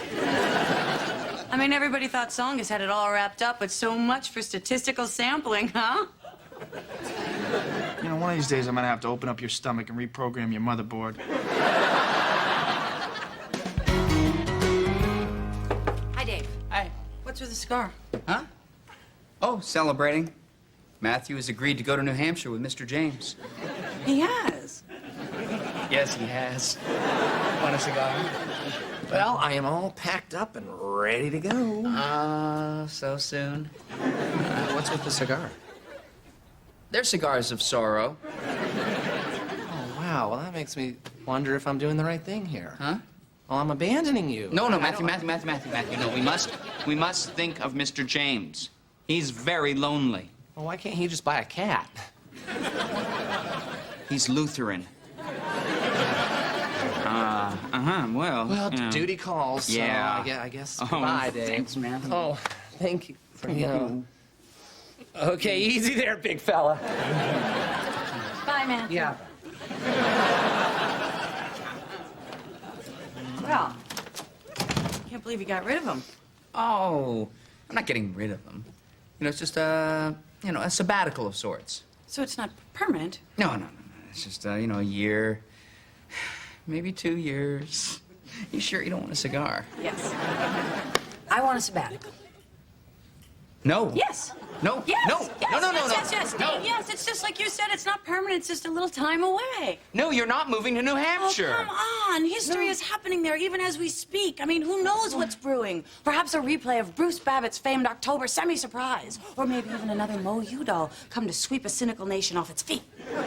Wait a minute. You really think you're going to be happy up there trudging around in the snow, watching a bunch of two-bit bureaucrats debate the merits of a national flat tax to a cross-section of demographic subgroups? Oh, Dave, I knew you'd understand.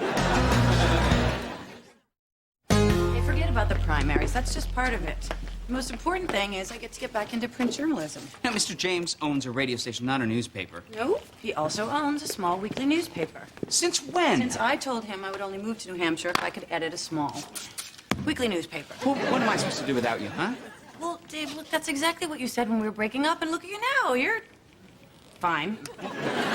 You've got that great apartment. You gonna give that up? Yes, Mr. James said he would pay for it. Yeah. Well, and you've got a husband in prison to support. He makes license plates. He has an income. Well, look, why don't you just come with us? And work for you? No. You could run the small country radio station. I'll edit the small country newspaper. Well, I'm sure they'll make for some fiery debates over the old pickle barrel. Whatever happened to your sense of adventure? I don't have one. I never had a sense of adventure. You said that's what you liked about me. I don't think it's fair to take something I said in the throes of passion and rub my face in it. Yeah, okay, but I get to keep the printing press, right? Miss James, I need to just talk a to you second. right now. Now, the Collins County Register. Do you think anybody'd hate it if I called it the Daily Jimmy? I know it's a weekly. I just like the name. Mr. James, I need to talk to you now. We'll work it out. Yes, we will. Okay, bye, neighbor. Why are you doing this to me? Doing what?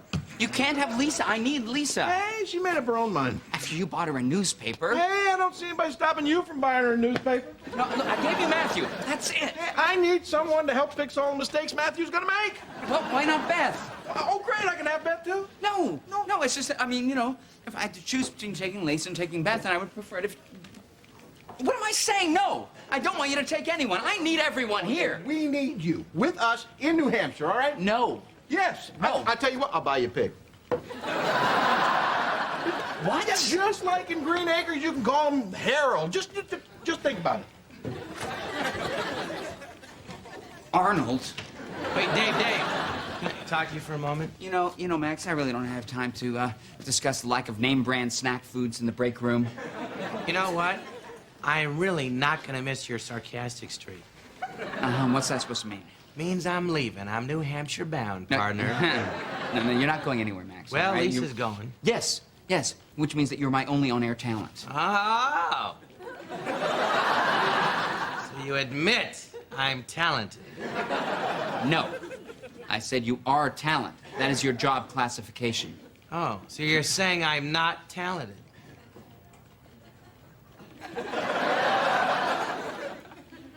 You're talented. Too late.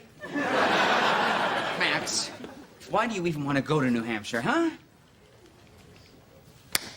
Mr. James bought me a pig. Are you a big Green Acres fan?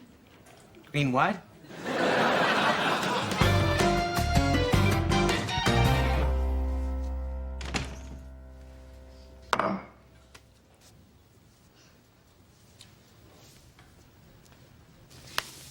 Thank you. Will Mr. Nelson be needing anything else? No, I don't think so. Let us be clear here. Am I no longer needed? Yeah, I think so, yeah. You son of a bitch. I knew it. Is it National Have Your Secretary Institutionalized Day? Oha! Sarcasm. The last refuge of sons of bitches. What is this about? Oh, I'll tell you what this is about, Dave. This is about me spending 5 years of my life fetching coffee for a know-it-all hick. It's about cleaning up after him, and it's about laughing at all of his jokes that nobody gets except all the other hard-up nerds who play video games and watch TV because they have no life! I'm not going to pretend that didn't hurt a No, little. yeah, let's cut the pretending and get right to the point. Uh-huh. I thought that I was a valued employee, and then you sold me out to Mr. James. What? Cut the innocent act, Dave. I heard you tell him that he could take me to New Hampshire if he didn't take Lisa. I heard you. Well, then maybe you also heard me tell him I didn't want him to take anyone. Don't lie to my face. I'm not. It's true. I would hate it if you went to New Hampshire. Really? Of course I would. My eavesdropping has gotten so sloppy.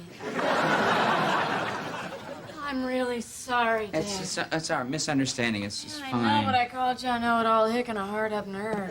Yeah, well, you know, we'll just live with that, all right? Oh, this is so embarrassing. Oh my God, I can't even look you in the eye. Oh, Beth, don't be silly. It was just words, all Oh, right? but then there were those messages I left on your machine. Words. The letters I sent. Just more words. Don't worry about And it. there was the package. Huh? Dave, promise me you won't open that package. I promise. You know, I think the best thing for both of us is for me to just get out of town and start somewhere fresh. But where? Now, Beth, that really won't be necessary. Mr. James! Oh my God! Dave! Wait a minute! Wait! Dave, wait! Trust me on this one. I can't believe you're just gonna let everybody quit like that. Oh, it's just a case of temporary insanity, you know. Mass, infectious, but purely temporary insanity. Just can't believe I'm never gonna see those guys again. Well, Joe, I mean, even if they do go up there, you know, New Hampshire's only a 3-hour drive. Maybe for you, but I don't travel. No, it's a really nice drive. I don't think you get it. Uh-oh. I've never been outside New York City my whole life. Never? I took the ferry once to Staten Island. Does that count? No. Then never. You know, I figure I was born here in the cradle of civilization. Why would I want to go anywhere else? Yeah, well, you've got a point, Joe, but, you know, still... When you leave the city, that's when they get you. When who gets you? The aliens. Yeah. You know, 93.7% of all abductions occur outside of New York. Okay, let me just see if I've got this straight, all right? You've never left New York City limits because you're afraid that the... I'm not afraid of anything. No, I understand, I just want to be clear on you. I'm Joe Gorelli, and I'm not afraid of anything. Fine, no, you know, and Joe, you know what, I really wouldn't worry about it, okay? I'm sure they'll come back and visit us from time to time. I mean, you know, those that are still on the planet Earth. Dave. Huh? You're right. Right about what? I gotta go up there. I gotta help them. I gotta confront my fears. No, Joe, confronting your fears, that's the coward's way. Dave, they don't even know what's in store for them. Abductions, implants, forced breeding. I gotta be brave. No, be afraid. Be very afraid. Dave, don't want a Matthew alien hybrid running around out there, do you? Well, no, but... David, it's too late. My path has been set. I'm gonna go up to New Hampshire and kick some little alien ass. Or tentacles, or whatever they got. I'm just gonna shoot low and kick hard. I gotta go.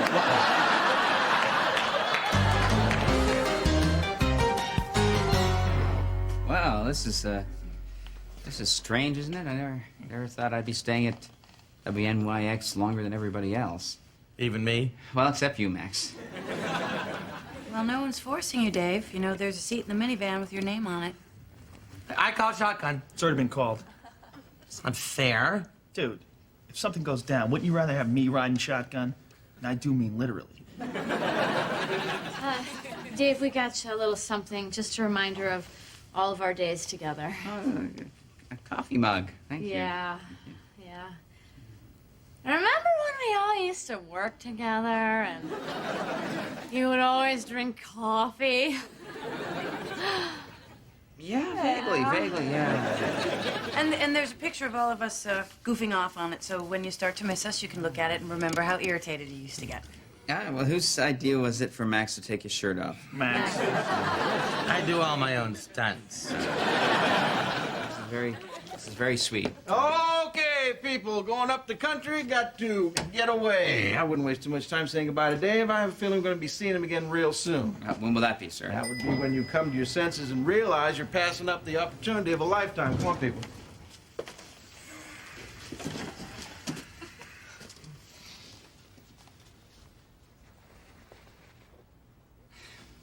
I'm sorry, I can't. Are you sure, Dave? Yeah, I mean, I guess we all knew this day would come eventually. I suppose it's nice that so many of you will be staying together. Bye, Dave. Yeah, I'll see you, Dave. Bye, Dave. Oh, and I just want to say one more thing. You're all making a huge mistake. No, I mean, you're being stupid. Stupid! Stupid! Well, miss you too, you gap-toothed little monkey.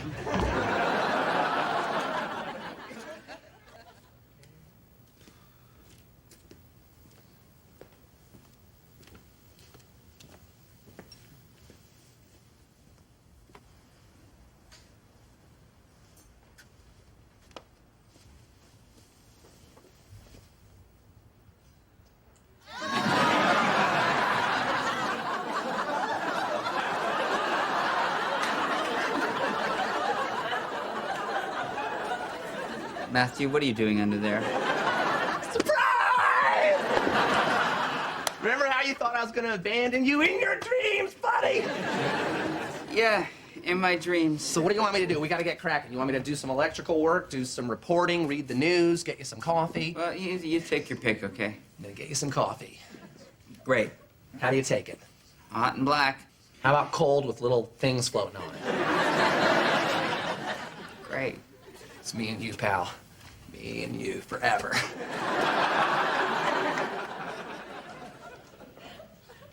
I know.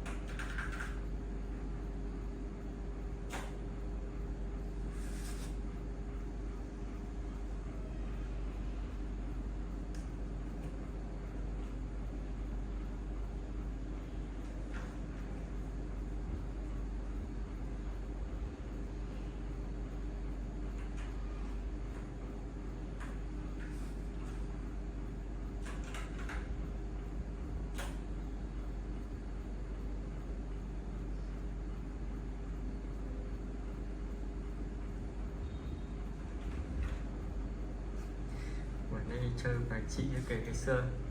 Trước đi làm ở quán cà phê ấy. Có bà khách vào mẹ ở xưng kiểu nhìn đứng tuổi bắt đầu vào xưng cô ấy, quay ra chửi luôn, bảo nói thế mất lịch sự là cái gì. Phải gọi là cái gì nhỉ? Gọi là bác là hay cái gì mà ảo thật.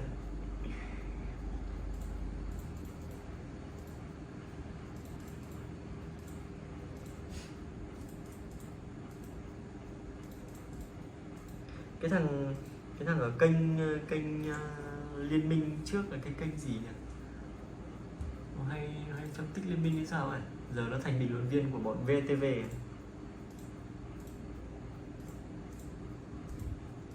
Văn Tùng hay là Không, thằng này thằng nào quên tên.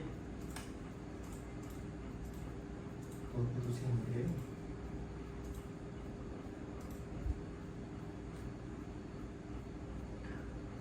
Ủa khác.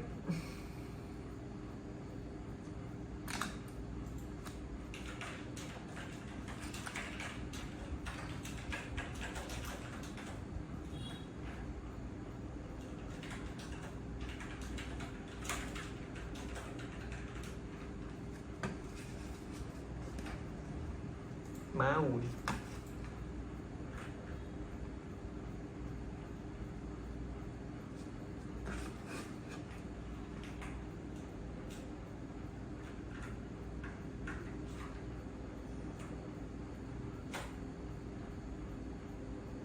Người ta là chân gà xả tắc, người ta uống bia. Hai con em tôi nên nó làm cả chân gà xả tắc ăn cơm. Bình thường mà. Ăn có chua chua ngọt, ăn cơm như đấm vào mồm. Món ăn bạc nào.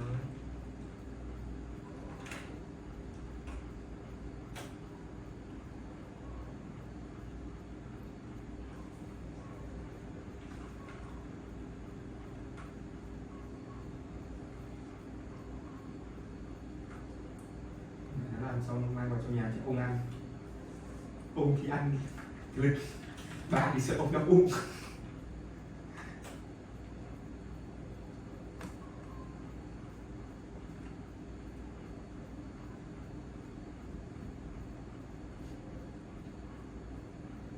Tính ra một cái gói chân gà chút xương đông lạnh, một gói 70.000.